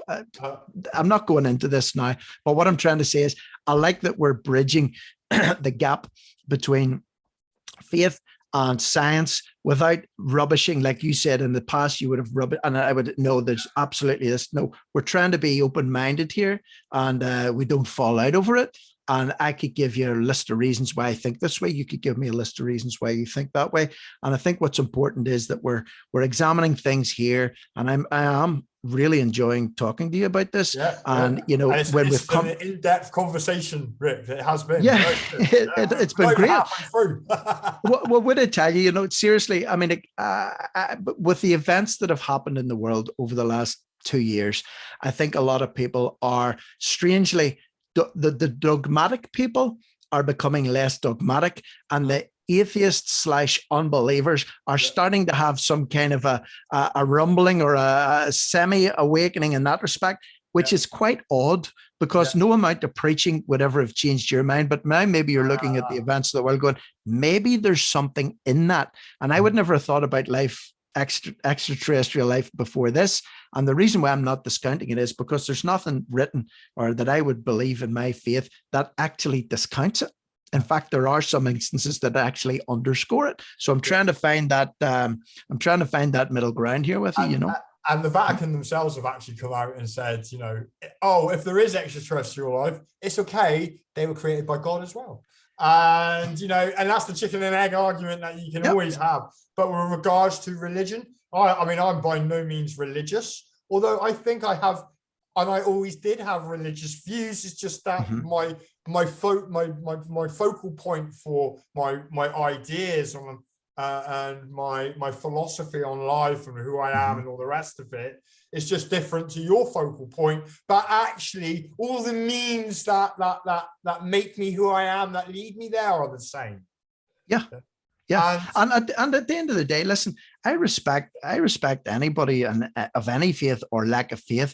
I am just of the belief that if you find something that you believe in and that works for you and is benefiting you on a mental, physical, or spiritual level, then do it. You know, I'm just saying, if someone was to come to me and say, okay, can you tell me what you believe? I'll tell them what I believe. If they discount it, think I'm a crazy man, or just rubbish it, it's no skin off my nose, because I know that this is something that is deeply personal to me and I have a lot of personal experience of, but it may not be for anyone else. And that's the beauty. And I think when you start to become, you know, entrenched and discounting, like Degrasse, arrogantly discounting and pouring scorn on other people's beliefs or lack of beliefs, at that point you become an obnoxious, hateful individual, and not somebody that I would want to spend any kind of time with, which is actually why I pretty much left the church, in inverted commas, because I found it full of arrogant hypocrites and I couldn't be about them anymore. So I went out and I practiced my own faith the way I thought it should be practiced, and I've done things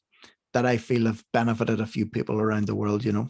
And made you a better person at the same time. I believe so, yeah, but I'm inconsistent. If so, you know, you get these labels, and I was thinking about this. I thought, if I describe myself today to Darren in terms of my faith, how could I describe myself? So I'm unashamedly a Bible believing Christian, but I would describe myself as an inconsistent Christian. So if you were to say, you know, I'm not an evangelical, I'm not a reformed, and I'm not a Baptist. No, I'm an inconsistent human being who tries his best and tries to do the right thing, but I fall down and I fail like everyone else every single day. But I'm a work in progress, my friend. But admitting that, knowing that you've made a mistake or you've been inconsistent or you've been wrong, and then moving forward and correcting that if you can, then that's what it's all about.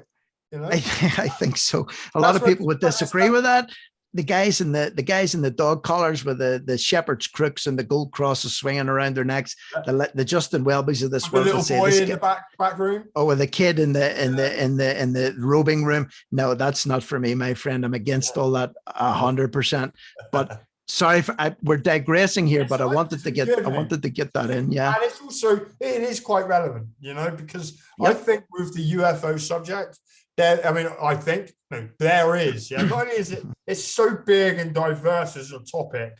Be careful, you'll end up like Richard Dolan, getting lost down a rabbit hole forever and never studying what he wanted to study. The thing with the UFO subject is that there is a very, very deep embedded spiritual element to it and religious element to it. There really is. And UFO devotees, you could class them to be following a religion. Yep. So anyway, so UFOs are depicted in lots of religious paintings. And on the right-hand side here, won't dwell on this slide too much longer. This is very famous. It was a wood sculpture. It was also it was published in a in a newspaper in Nuremberg, Germany.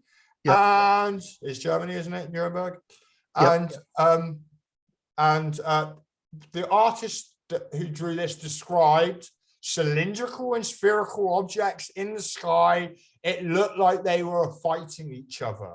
And apparently there was some sort of aerial battle phenomenon in the sky, objects in the sky, which were recorded. And this dates back to the 15th century, I think, so 16th century. What's that big black thing? What's that big black arrowhead type thing there? I don't know. You know? No, it's very odd. Do you not think that's very odd? It's odd, isn't it? The whole because picture. The whole picture's strange, but that thing in particular I don't stands know. out. I don't know if that's something else that might have been put there because I've just cut and pasted it from. Okay. I don't know. But it does look like it's part of the picture. Yeah, but what I mean is it's a solid black object, and I don't know if those two white lines in it or something that don't know. I can't say. Only that what it was meant to represent an aerial battle between some spherical objects and some cylindrical objects in the sky above Nuremberg. And I think it was like 1588. I think that was the year. And it was put in a wood carving, and as well, it was published in their local newspaper at the time, which obviously was some sort of very basic print. And again, what is it? Who knows? But people would have drawn and painted what they saw, and this was apparently witnessed by the entire town at the time. It's quite a bizarre picture.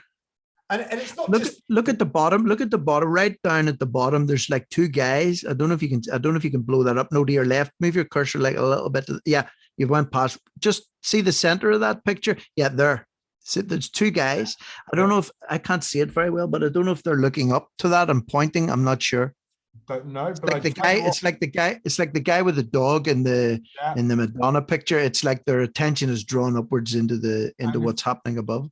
If you look at that house or a church, is it on fire? I don't know, but you can see what looks like some of these spherical balls, these little round objects are surrounding it. Now, when I first just looked at that picture just then, and there's things that look like they're producing smoke, I don't know. I thought, oh, that looks like balloons all tied together. Who knows? I'm going to try and find out and blow it up. My eyesight's not great, and I don't want to stick my face into the computer screen. Go and have a look at UFOs in ancient art or ancient or old medieval paintings and stuff, you won't just find these pictures. You will find a lot of pictures from very strange objects. The Romans used to talk about flaming shields and chariots of fire in the sky, you know, and people just hear those things and don't think anything more of it. But actually, they would have been talking about something that they saw. So unless they were making up some sort of religious symbolism and making that up, I can imagine that maybe because of their beliefs, or they saw something that they could only interpret as a shield in the sky or a chariot in the sky or whatever this object is meant to be. Cherubims are mentioned. Yeah. It's a class of angel, but the chariots of fire thing is also biblical in origin. Yeah. In the book of Kings, there's two prophets in the Old Testament, one called Elijah, who was translated to heaven in a chariot of fire, and Elisha, who was his successor, saw that. Then at a later time, he was in a camp in a town in a place called Dothan, and he had an assistant, and the king had sent an army to get him and drag him to the palace for questioning. And the servant in the story said, "Look, we're surrounded, we're in trouble." And he prayed. He said, "God, open his eyes that he may see." And it said the entire village or the entire area was surrounded by horses and chariots of fire. So that does have biblical links as well. Strangely enough, that's just on an aside, because that's something I know a little bit about when you mentioned the chariots of fire. And they saw a transport in the sky, and that's the only way they could describe it. And as you hear of written accounts of UFOs, just going back the last 100 years, they tend to track with the technology. So they had airships in the 1800s, and we're getting up to modern times now, and we've been going for 2 hours, Rick. So that's we? Yeah. It's hard, it's flown. It's been a good. I've enjoyed this. I haven't noticed the time at all. Yeah, I might say pause for a 5-minute break in a minute, and then we carry. If you want, we probably now is a good time because we're getting. Yeah, if you like. To 5 minutes, so I can have a smoke and go to the toilet or whatever. But we had a big coffee. I had a big coffee before this started, and I've been drinking water, so a toilet break might be a bad idea. Yeah. All right. So I'll just pause it. Yep. We are getting up to here. So if I just go to pause. No, screen share and pause. Let's go here. Cool. Okay, so we're back again. We had a little break. So we've done all this historical context sort of stuff and observations throughout our history, where it's technology, buildings, paintings, cave paintings, so on. And then we burst into the technological world like an explosion. And before we knew it, we were at war with each other in an industrialized way. And we started letting off nuclear bombs. Mm-hmm. And many UFO people believe that this is when all the modern sightings first came into being. And the most mainstream, the one that everybody knows in terms of UFO sightings in the modern era, is the Roswell crash, which was the recording that you heard at the very beginning in the intro. That was an actual live radio broadcast announcing that a saucer had crashed on a ranch at Roswell is it New Mexico, Roswell? New Mexico. I think it's New Mexico. Yep.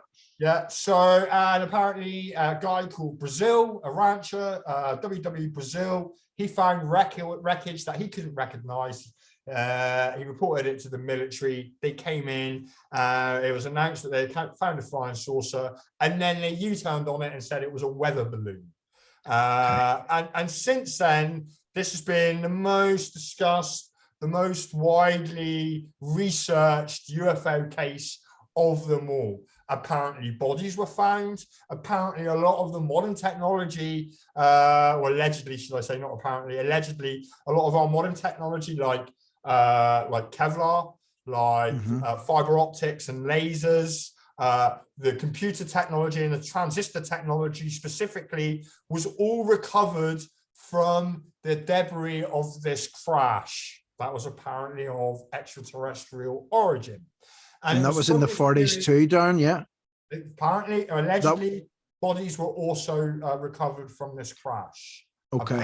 There's no hard evidence of this, other than there's documentation and there are witness reports. The documentation is quite flimsy, but it was in the newspaper, was reported on the radio. There was a crash of something, and it's been kept very, very, very hush-hush. In fact, it wasn't really brought into the mainstream until the 80s, 90s, when a researcher by the name of Stan Friedman, who's now dead, he's a legendary UFO researcher. He was also a nuclear physicist, and he is adamant from his research, not just that UFOs are real and there's no overwhelming evidence, but that there was something happened at Roswell and it's been kept quiet and kept from the public.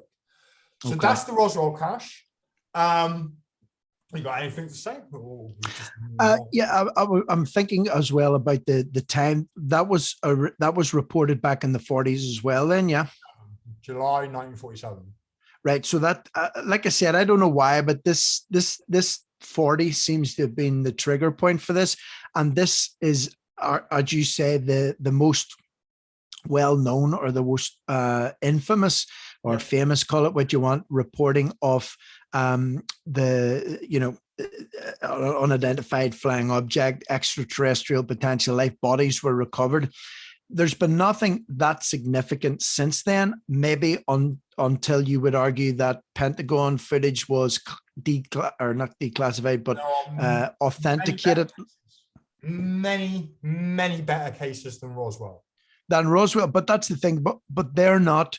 If you were to say Roswell or New Mexico or Area 51, that what's embedded in our not conscious, but what would spring to mind would be Roswell, Area 51, New Mexico, something that happened, what, almost 80 years ago? Like if you were to mention extraterrestrial film, ET or Close Encounters, there seems to be stuff ingrained in our heads that are significant, but yet they're not the most significant. So why is Roswell still the most prominent? Have they been?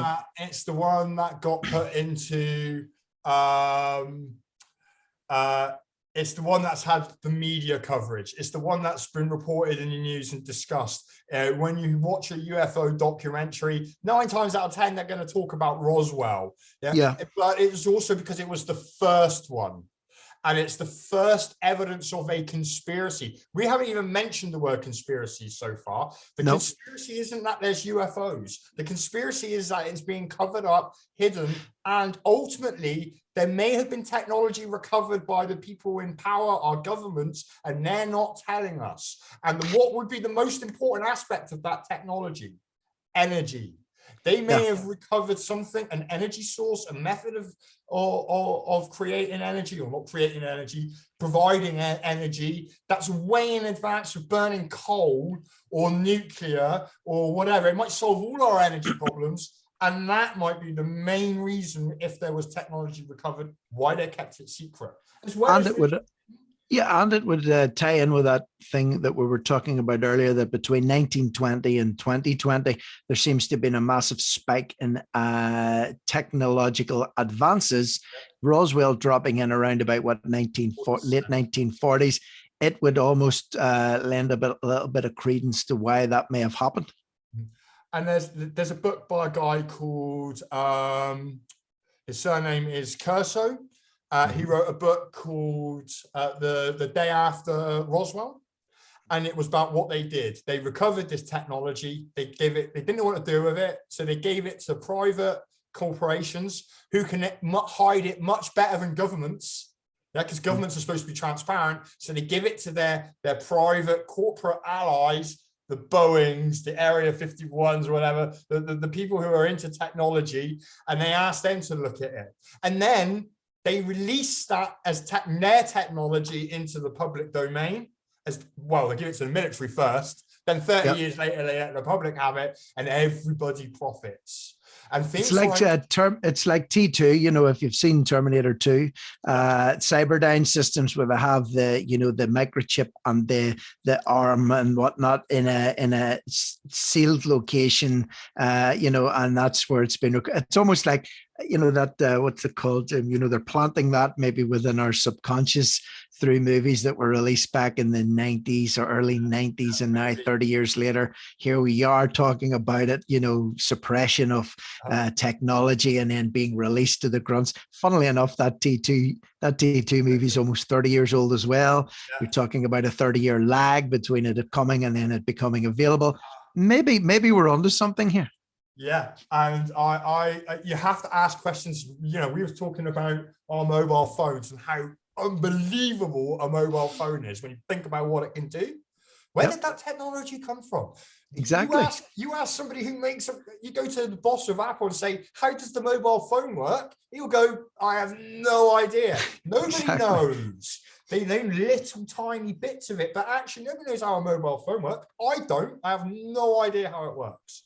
Look at the processing. Look at processing as well. When computers first came out, they were the size of a warehouse. You had a warehouse full of wires and cables and boxes and wiring things, and it's now been condensed to like a pinhead. The same processing power is available, on a TV remote control as was once took an entire room full of computer units to bring out. So again, tying back into the energy, huge amounts of energy condensed into a single source. Instead of having a thermonuclear Chernobyl type setup, it can be reduced. You get that power, but in a small package.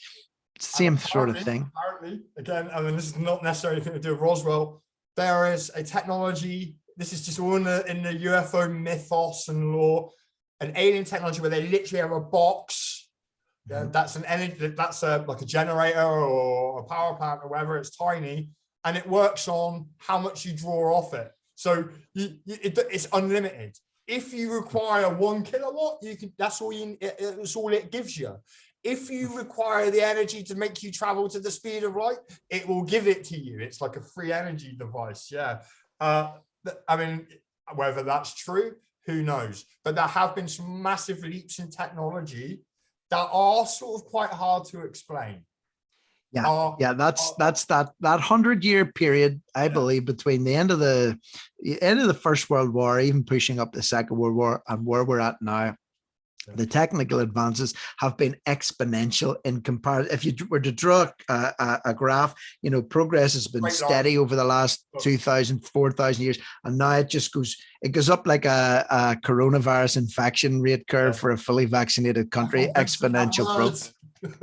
Sorry, yeah, of course I'm not referring to what. Let's hope that YouTube don't pull me up on that one word. Oh no, I didn't mean that. I meant Colin Anonymous. I get someone to stick a beep. Anyway, so Roswell being the original UFO crash, loads of conspiracies about it. The official explanation given, and that's only been given in the last 20 odd years. I think in the early 90s, the Pentagon come out and made an official statement saying it was Project Mogul, and it was a balloon used to monitor the nuclear activities of Russia. Okay. And it was high altitude. But okay. Most people are like that were familiar with weather balloons and military balloons because they had just come out of the Second World War. And so the people who found it, like Brazil, the relatives of them are adamant that what they found was unexplainable, and there was weird materials. Hieroglyphs were mentioned. So there were like I-beams with hieroglyphs on them that glowed purple when it shone in the light and stuff. And bodies were potentially recovered. So that's the Roswell story. Most people who are listening to this right now will be familiar with it. And it's easy to go and find stuff on YouTube. So let's go on to a bit more of a juicier one. And I have a video. So I mentioned to you before we started recording. Have you ever heard of Betty? I've never heard of those couple. No, I have no idea who they are. Okay, so Betty and Barney Hill are probably the first recorded abductees in my cat's playing up. Get off. They were an interracial couple in the 50s. They wrote a book called The Interrupted Journey, which was made into a film that starred no less than Darth Vader himself. James Earl Jones played Barney Hill. They were very respected people. They came back from a holiday in Canada on their way back through America. They saw a light in the sky. Hey, why do I tell the story when, if I can just get this, I am going to quickly pause and put a video on. Okay, and we're going. Betty Hill, now 78, and fondly referred to as the grandmother of UFO abductees, will not make the 50th anniversary of Roswell. But her belief that a flying saucer went down in that desert has never wavered. In many ways, she says it was just an ordinary UFO crash, carrying travelers much like those who encountered Betty and her deceased husband, Barney. September 19, 1961. Barney and I driving home from Montreal, saw a strange light in the sky, would change directions, came in, started following us. In an area known as Indian Care, they came out over the highway, stopped in midair, and Barney got out with the binoculars in an attempt to identify this craft. You know, the old-fashioned straw hats that men used to wear, the flat crown and brim, that's what it was shaped like. And then along one side, it had a big picture with it. And it had dividers in it. And as he's looking up at it, and he could see people standing in the windows looking down at him, and the craft began to descend. And he had the feeling they were trying to kidnap him. He ran back to the car. He was speeding down the highway to avoid capture. And then later, they were standing in the middle of the road, blocking our way. This is what we saw when the car motor stalled out. I see. And they're separating and coming up towards us. This is your view then of the UFO people from out your car window? Right. Okay, so I count. This is our first view. There's about a half dozen there. Actually, there were a lot. Talk to me about the features in here and what you remember. I mean, look at this one's face in particular. Tell me what we see. I mean, there. you can see they're very human appearing. Yeah. Only here, the eyes are wider spaced than ours. Okay. Right. The nose is smaller and a thin slit from mouth. No hair, no protruding part of the ear. We were taken on board and we were told to relax, no harm was going to come to us. And we did. And they did some testing of both Barney and me. And showed me the star map of where they were from. There it is. Okay. This is the map you drew. Yep. Now, this is amazing because how much did you know about the star? Not a thing. About 6 weeks later, Barney and I had gone out in the evening. And when we came home, on the kitchen table was a pile of dried leaves, which wasn't there when we went. And when I went to clean up the pile of dried leaves, there was my blue earrings I was wearing that night. So the experience itself happened in 1961. But it was not known until a Boston newspaper reporter found out about it. And it ran for 5 days on the front pages of the Boston newspaper. I went on TV. I was questioned by F. Lee Bailey. And then I sat down and had lie detector testing in front of the whole country. And I had very, very high ratings for honesty and truthfulness. Whether you believe her or not, Betty still gets letters from well-wishers and UFO investigators the world over. This is an investigator from France. Sometimes there'll be a knock on her door, a fan dropping by for an autograph. And every once in a while, Betty will step out on the back porch glimpse of what she claims is another visitor from far away. So that's a really super interesting story. You Yep. share. Oops. Go back to that. And we're back in over here. So some key things about them going public. They were an interracial couple. Mhm. They would not have wanted to have drawn attention to that back in those days in the 50s. Yep. They were hypnotized, went under hypnotism. You can go onto YouTube. I haven't included it in this, and you can specifically hear Barney's hypnotic regression. Yeah, it's not a pleasant experience. The man was fucking terrified. Absolutely terrified. There's also a film called The Interrupted Journey, available on YouTube, I think. Worthwhile watching. It details their whole account. So they were abducted, experimented on. They were particularly interested in her reproductive abilities and organs and stuff like that. And then they let her go again. Or let them go again. He died a few years later. I think he had a mystery illness as well. She's only died in the last 10 years. Never changed their stories, ever. Yeah. And the fact that she drew that star map out, with no previous knowledge of, the solar system, etc., it's not something that you just do randomly. Not back in the 1950s. No. People didn't have that type of education. So on the left is her star map. Then I haven't got a date here, but many years later, a lady called Marjorie Fish, who was, I think she was an amateur astronomer, but very interested in the Betty and Barney case.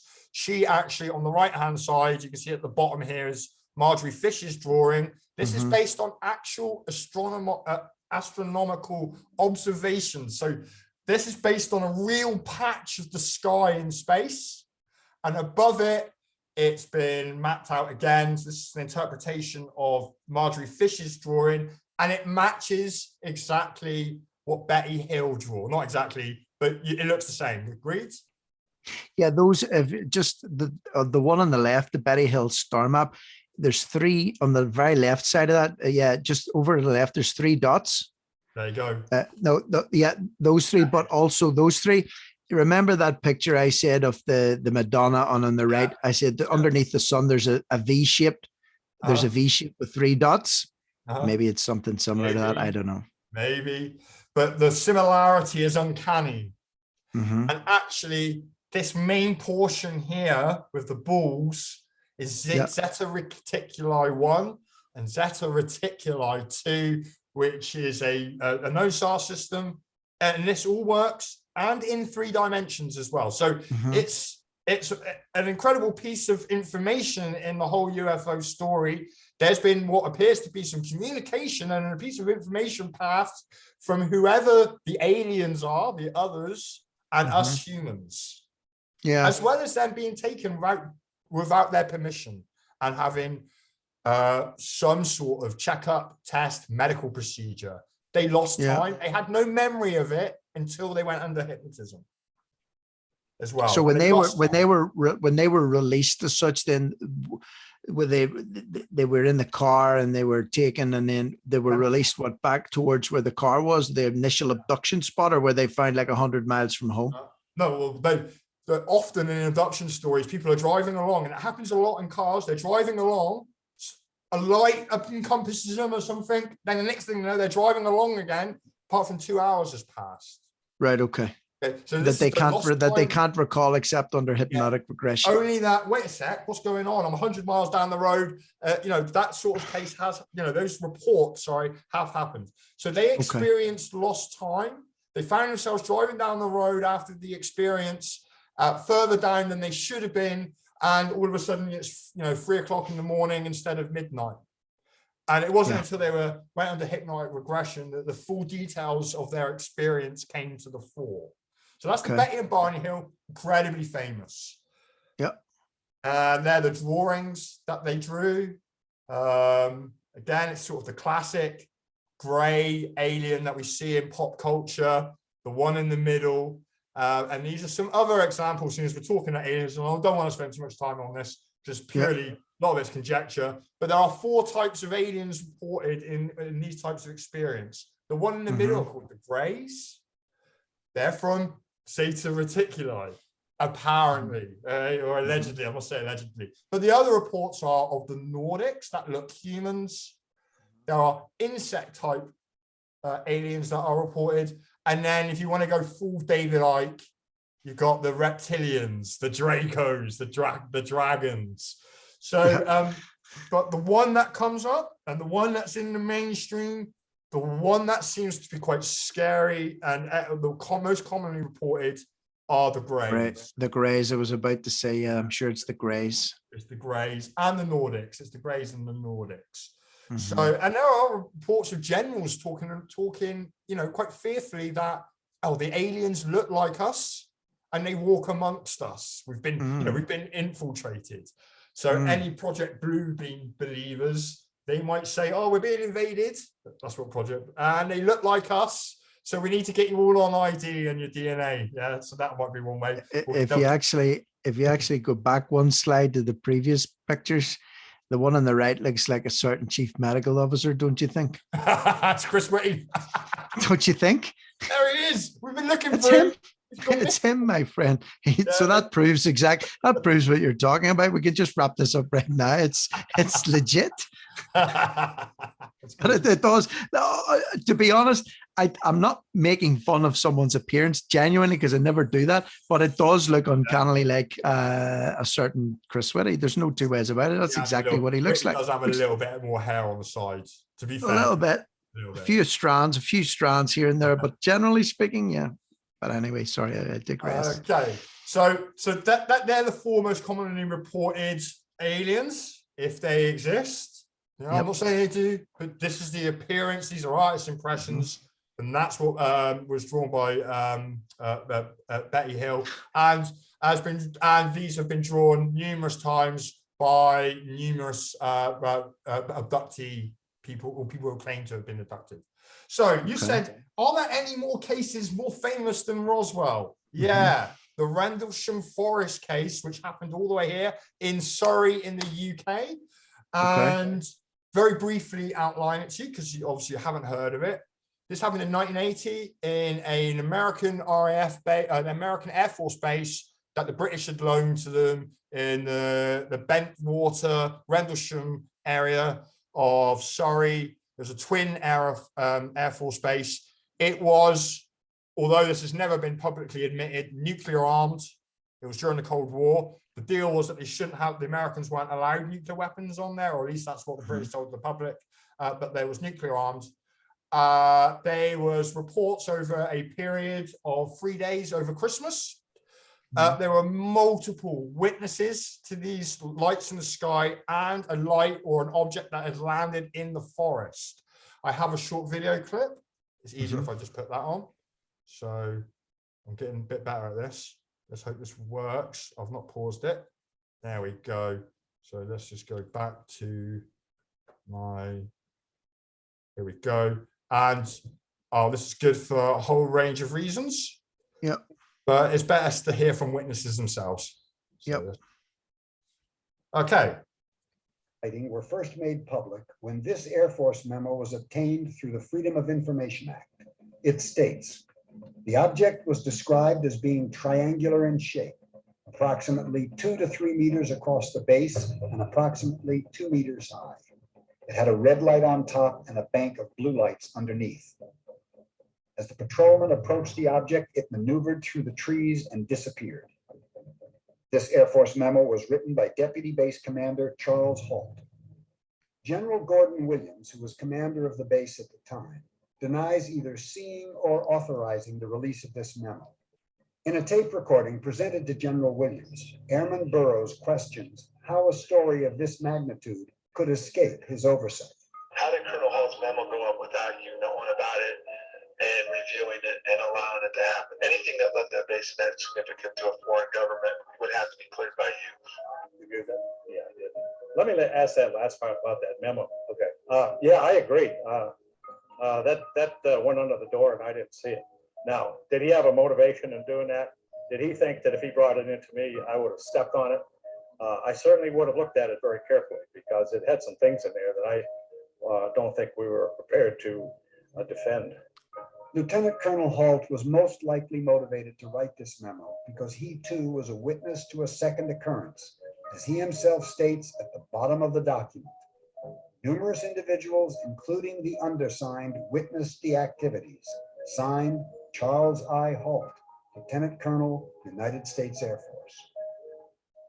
This is a nuclear arm The base. encounter on his pocket tape recorder. Well, we've got an object about 10 degrees directly south. What's in the way troubles? Move that fast.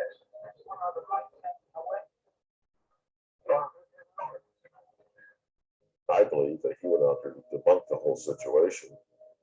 And I think he got in the middle of a situation he couldn't explain either. Okay, here he comes from the south. He's coming toward us now.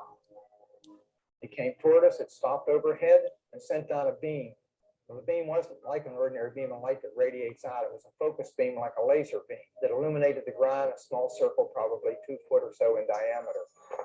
Now we're observing what appears to be a beam coming down to the ground.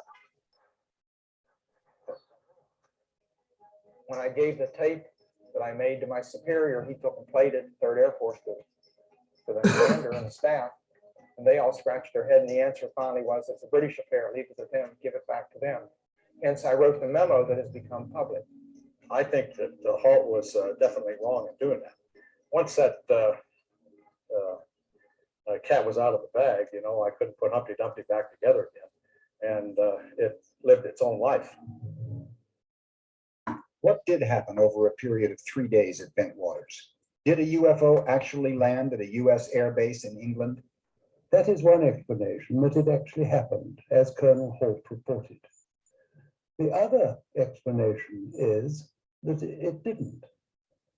And in that case, one is bound to assume that Colonel Halt and all his men were hallucinating. The British Ministry of Defence's position is that nothing that took place at Bentwaters was of any defense interest. This view is criticized by former Chief of the Defense Staff, Admiral Lord Hill Norton.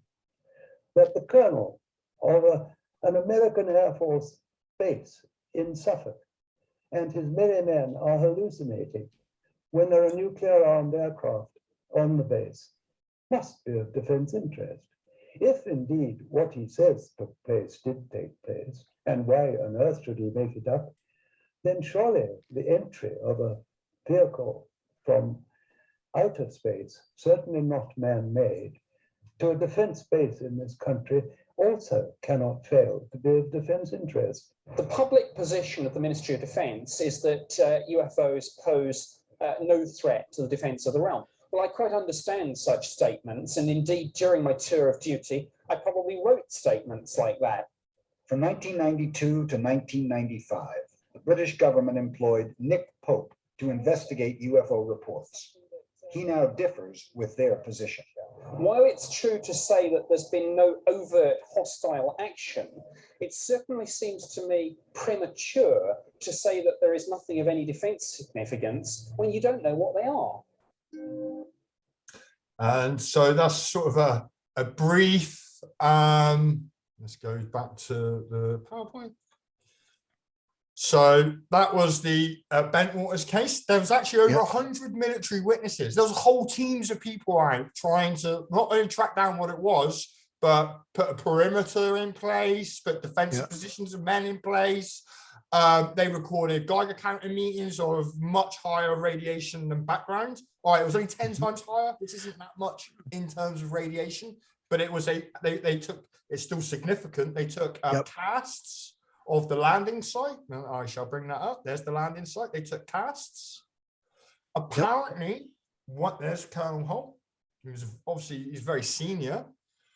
Apparently one of the guys touched it and got and recorded some binary numbers that read a message. This is just a drawing that was taken at the time of the object by one of the observers, a guy called Pendleton, and hieroglyphs, which is weird, right? It's a common theme, hieroglyphs. Have you seen did you ever watch Twin Peaks? I have seen it, but I couldn't tell you. David Lynch, it's a David Lynch series from, I think it was 80s, late it was early 90s, but it's strange because again, it had a high element of towards the end of UFO activity, and there was a wood exactly like the one in bottom left there, and there was a retired US Air Force colonel who had been abducted. This is obviously a work of fiction. However, it's strangely, maybe it was inspired by and based off of some of the events that we're seeing here, but it was taken and dramatized almost exactly like that in that series, which came out in the early 1990s. That's why I'm asking, have you seen it? Because I think I've seen some of Twin Peaks. It's a bit weird, isn't it? It's a bit. Oh, it's very surreal. Yeah, very surreal. But just the credibility. That's what I was going to get at. The credibility of those sources. I mean, that was a retired, defense staff. There were colonels, lieutenant colonels, etc. And as the guy said, like, why would these guys lie? And if they did lie, then the entire base would have been hallucinating or just liars. And either way, they shouldn't have been in charge of a nuclear force. So, that has to add a little bit of credibility to this story. Yeah. I mean, absolutely. The problem is some of those witnesses have, as this story has come more and more into light in recent years, in the last 20 years, 10 years, have tried to capitalize on it and have started embellishing on their stories for profit. And so the witnesses themselves now have become, for example, the guy who drew these pictures, he's embellished on his story since and tried to capitalize on it.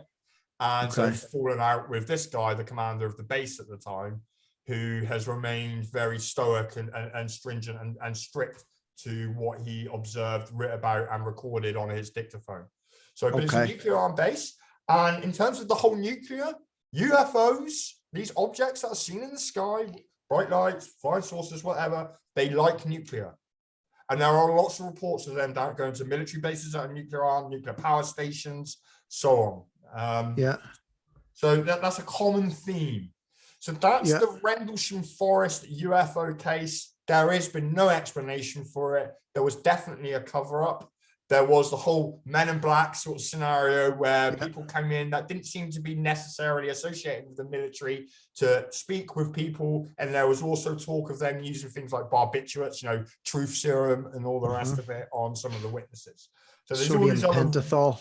yeah, It's that's another it. one that the old truth drug, sodium Yeah. pentothal. Yeah. So again, a really, really interesting case. If you go on YouTube, you'll find loads of stuff on the Rendlesham Forest UFO case. I'm only going to briefly mention this one. No, there's no video because it's too long anyway. So this is called the Japanese Airways cargo flight 1638. I think, oh, is it 1628? 1628. I have got it right. Okay. So Captain Kenji Terakuchi, this Japanese dude, he was delivering a load of really expensive wine from Paris to America. He contacted in Alaska, when he was flying over Alaska, he contacted the Anchorage airway control tower, reporting that he had traffic. And what he was reporting was an object 4 times the size of an aircraft carrier. This is his drawings. That's the size of the Boeing 747 cargo plane that he was in. He said that the object was scaring him, that it was doing things that he couldn't explain, including circling his plane as he was traveling along at 500 miles an hour. This is all recorded on radar. So they've got all this data from the air control tower. When he landed, people started to investigate this, and then the men in black turned up and they took away all the data and they said, you are not to talk about this anymore. Okay. Teraguchi's flying career was effectively ended from that day one, and he became a desk jockey. Yeah, so he was silenced. He was silenced from that point forward. And then pilots who speak out, who traditionally have spoken out about seeing things in the air, and pilots are the best witnesses because they're the ones in the life and death situation. Yeah, they got to make, and they're supposed to be trained observers, just like the military witnesses that we've just seen.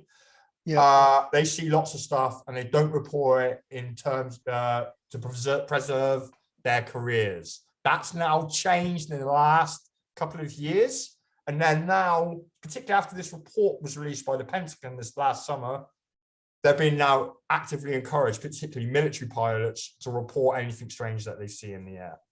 Okay. And pilots have been seeing it since World War II, you know, with the Foo Fighters. Yes. So, yeah. So this is his diagram. I mean, look at the size of that. I see it. And look at it. It was doing circles around it. And there were other objects with it, smaller ones. And that original cave painting that we were alluding was actually carved onto your breakfast bar on your bathroom wall.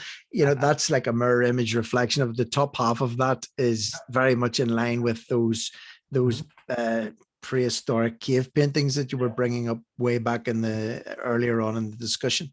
And this walnut shape, disc shape, pie shape, whatever you want to call it, is the most commonly reported type of object that's seen, you know, unidentified object seen in space. So that's the Japanese airway case. Loads of evidence all got taken. But again, you can go on YouTube and just type in Japanese JAL 1628 1986, and you'll probably get a whole documentary on this one case.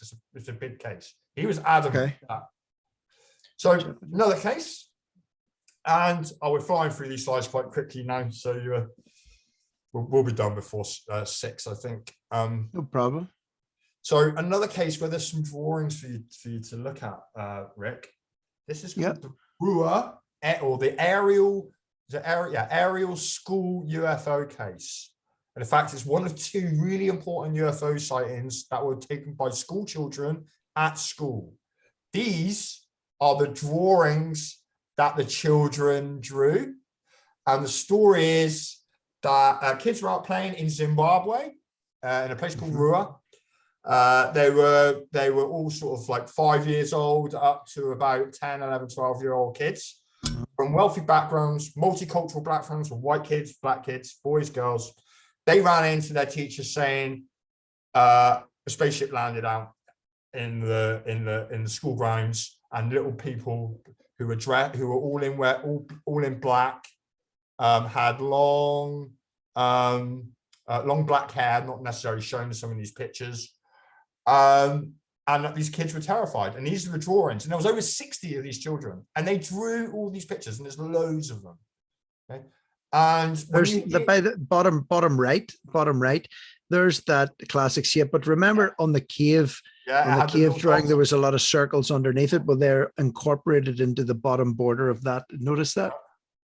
Yeah, yeah. Again, it's a common theme, and it's right through the historical record as well as in modern sightings. And the little men, big eyes, they were not threatening, and they apparently communicated with the children. Apparently. So the story are that 60 children witnessed the event, all different cultures, wealthy backgrounds. Some of the black children thought the short little beings were Vic Wombo, Zvikwambo. yeah, or Tokalushis, evil goblins, elves, gnomes. Yep. All these things, again, from our myths and our laws from our past, may well have been an interpretation at that time of the same events that are happening now.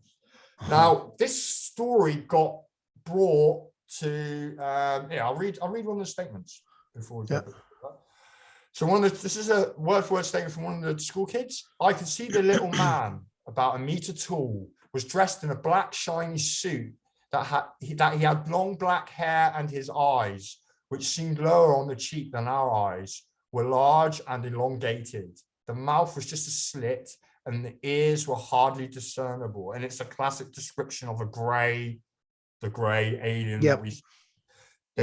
All these students, not all these students, a lot of these students claim to have nightmares, dreams, that they had been telepathically communicated with by these beings, and that there were warnings of disaster to Earth, specifically environmental disaster. Again, another common theme.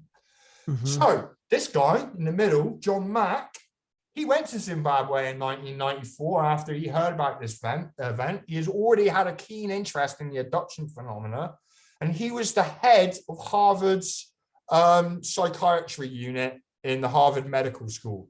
Yeah, he was a well-known, highly credentialed, famous psychiatrist. He also turned out to be a firm believer in the UFO phenomena, with particular interest in abductions. He went and interviewed all these children. You can find these interviews on YouTube if you do, Rick, or if anyone else who's listening to them do find them, please send them to me, because I was unable to. Yeah. When you hear the children, when you hear the children talk, it makes your hair stand up on the back of your neck, mate.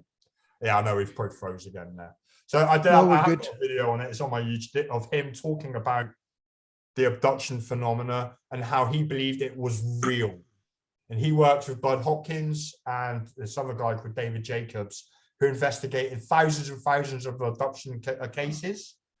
And they came up with an estimate of potentially 5% of the American public have been abducted by aliens, or rephrase that, have had the abduction phenomena, whatever it might be. And maybe don't even realize it unless they were subjected to hypnotic regression. Yeah. So he's not saying, so they're not saying, no, they were physically taken, only that the people who claim to have these phenomena, these experiences, are telling the truth. Yeah. So that's Johnny Mack. And again, I've got a video, it's on my YouTube channel. Please go and have a look and listen to what he has to say, because it's truly fascinating. John E. Mack. Yeah. So and that leads us up, and we'll probably make this the last slide, Rick, because it's just been a super massive long conversation. I appreciate the time massively. Oh, no problem. And this leads us up to the modern sightings that have happened, that have been recorded by the American intelligence establishment. They're known as the Nimitz sightings. There are 3 videos. This is a GIF, just a GIF taken from one of them. This is the gimbal video of an object that's rotating and apparently should not be able to do what it's doing. This was studied by the Advanced Aerospace Threat Identification Program, which was headed up by this guy here on the left at the top, called Luis Elizondo. He's the whistleblower. He's the one that brought all these videos to light through Blink 182 frontman. I forget what his name is now. Tom DeLonge. So Tom DeLonge and another guy, a dodgy looking character, used to be assistant director of defense in the USA, called Chris Mellon. They started a thing called the To the Stars Academy, and that's where these videos got released through. Blink 182. DeLonghi was a guest on the Joe Rogan Experience. If you actually, I don't know if you have Spotify, you follow Rogan, but he has had so many people on. And I mean, he delves into this sort of thing and, deep, 3-hour podcasts. And I know when DeLonghi was on that show, it was obviously something that he covered off on it in great depth as well. Yeah. But they say DeLong's the CIA frontman to be the person to bring it to the younger generation, to make it popular. And they've got this to the Stars Academy, and their aim is to bring UFO information out to light. But these videos also resulted in the report that was released in the summer, where the US government has stated unidentified aerial phenomena, UAPs, are real. We are tracking them. They've been following our aircraft carrier, combat groups. We don't know what they are, and they're performing physical, scientific feats. And this will be the last slide, probably. Yep. Of 5 observables. I've added a 6. Okay. So the 5 observables for UFOs, as investigated by ATIP, are that they've got instantaneous acceleration to speeds or incredible speeds. Yeah. One report recorded by the American Navy was of an object dropping from 27,000 feet to 0 feet above sea level in less than a second. Right, that's fast. Yeah, it's been like 30,000 miles an hour dropping down. Yeah, so you wouldn't want to be on that spaceship, my friend, unless you had a very strong stomach. Well, you'd be like a pizza against the wall, wouldn't you? So they've got some sort of anti-gravity tech where gravity doesn't influence what's inside the bubble. Yeah, like I mentioned. So hypersonic velocities, no heat signatures, no means of propulsion. They seem to have stealth capabilities. They're invisible or low velocity. They can travel through any medium without having to slow down. So they can go from air into water as if there was no difference. The medium hasn't changed, or into space. They have no lift surfaces or any other means of being able to stay in the air. Like they don't have wings, propellers, balloons. They don't seem to have a jet engine. They don't seem to have any of these, what we would normally associate with technological vehicles in the sky. And the other thing they haven't mentioned is they have a seemingly unlimited power source. Apparently, they tracked the same object in the sky. It didn't leave their vicinity. This is an aircraft carrier for like 3 months. Right. So like, how is it staying in the air? You mentioned as well about like a cloaking facility, which also makes you think that, what we're looking at or describing are sightings. Obviously, you have to see something to have a sighting of it. But, if you've got the technology to travel at that velocity and, in that sort of against the laws of physics, as it were, then, a cloaking facility, because let's face it, we have stealth bombers these days that, although they're not invisible per se, they were highly camouflaged and invisible to radars or reflective of radars. So the same could be applied to this. There may be stuff going on right now outside your window, but we just don't see it because it hasn't been revealed. Yeah, and if you look up at the sky with an infrared camera, you're going to see stuff that you can't see with your eyes. Right. Infrared, yeah. I mean, I've never done it. But it's a well sort of thing that's often said by the ufologists. And stealth, if there was somebody here observing us and they didn't want to see us, then they would be invisible or try to. And it's the technology that we're working on, invisibility type technologies, active camouflage. And also, if they were I go back to the anti-gravity idea, they were in a bubble of gravity. The person from the outside looking up might not be able to see it because the light is being bent around them. Do you see what I mean? So that would be another way that you could be invisible. Predator, again, I keep making these, but as I'm talking to you, these references keep coming into my head for extraterrestrial themed movies, but if you've seen the film Predator, he has a cloaking chameleon type camouflage that revolves, bending light around him, and he blends in with the forest came alive and it disappeared again. Yeah, you remember that one? Yeah. I mean, those great films. And exactly the same principle. If you'd look up, you would see what's above them because the light is bent around the object. Yeah. So fascinating. And mate, you got to the end of my PowerPoint and we did really good. Thank you. So well, we both did. I was so ambitious and so excited to talk to you about this particular topic. Like I said, man, it's the time. I haven't noticed it go by. I don't know what time we started. Just after 2, we took a short break. So it's a hefty.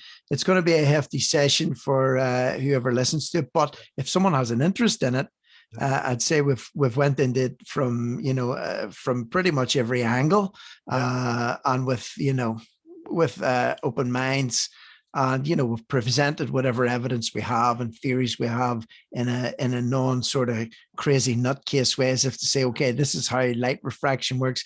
This is examples from all around the world, from people from the US military, the US Air Force, colonel grade down to Zimbabwe and school children, via people in the 50s in America. So you've got a mixture there of everything that I think you could cover. And the final bit is this, which is a US patent. There are 2 objects there.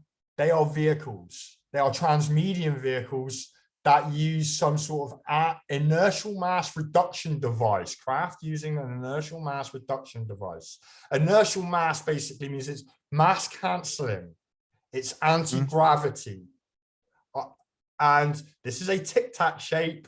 The UFOs that were recently reported on by the American military, they call Tic Tacs. The other one is a triangular shape, which is common now, that there's triangular UFOs. So there is a massively strong case for it could just be us.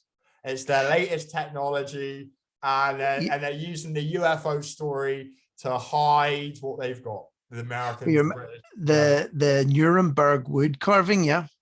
Remember, I asked you about the black object in the middle. What is that? Is that part? It's the same type of arrowhead shape as that on the left. This.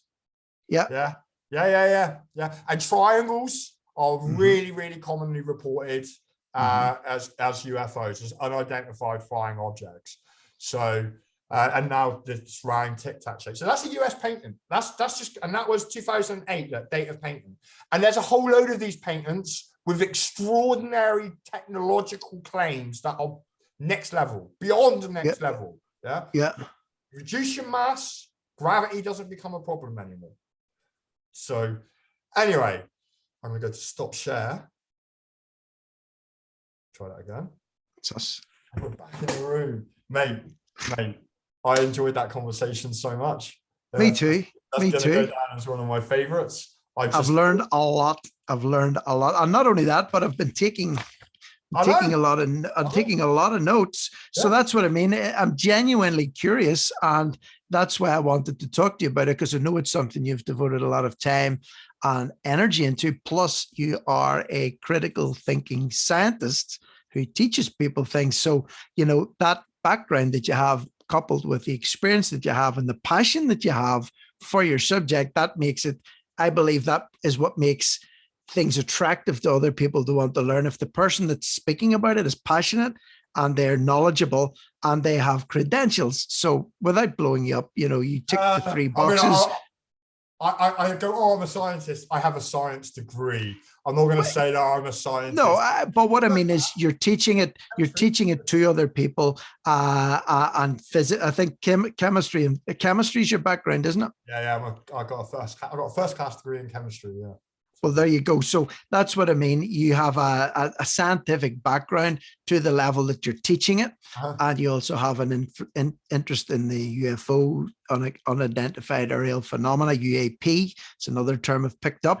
So you mix all that in with how passionate you are about it. I'm interested. I like learning about things, even subjects that I would normally not be interested in, as long as the person delivering it is into it and has some degree of knowledge and credibility. So I've enjoyed it. Yeah, it's been very good. And I'd love to talk to you again on here, and I'll be speaking to you next Wednesday, hopefully on your 100%. show. But obviously not for 3.5 hours. No, that's Sorry about I that. should have actually. Do you know what? No joke. I should have recorded this and broadcasted tomorrow as a pre-record. Just say, okay, we've got a 4-hour deep dive into UAP/UFO. Oh, and I'm joined by Darren Jenner, and went away and had a fry. Just split it into little half-an-hour sections. It might get you through most of the week. Yeah, that's what I mean. But sometimes I have the best conversations, radio show conversations off the radio, which is bizarre. But listen, we're good for next week. We talk well. We just bounce off each other, and I like it. It's chilled. There's no, big formality or structure, and we just free flow, freestyle. Brilliant. So anyway, if you've got this far, well done. Like, subscribe, share, leave a comment. Tell me where I'm wrong, where I'm right, what you think, anything. Thank you very much. And Rick, you're a legend. I'd love to have you back on. I'll make sure it's shorter next time. Let's do 2 hours 55 minutes next time. Yeah. Okay. Appreciate it. No worries. Stop.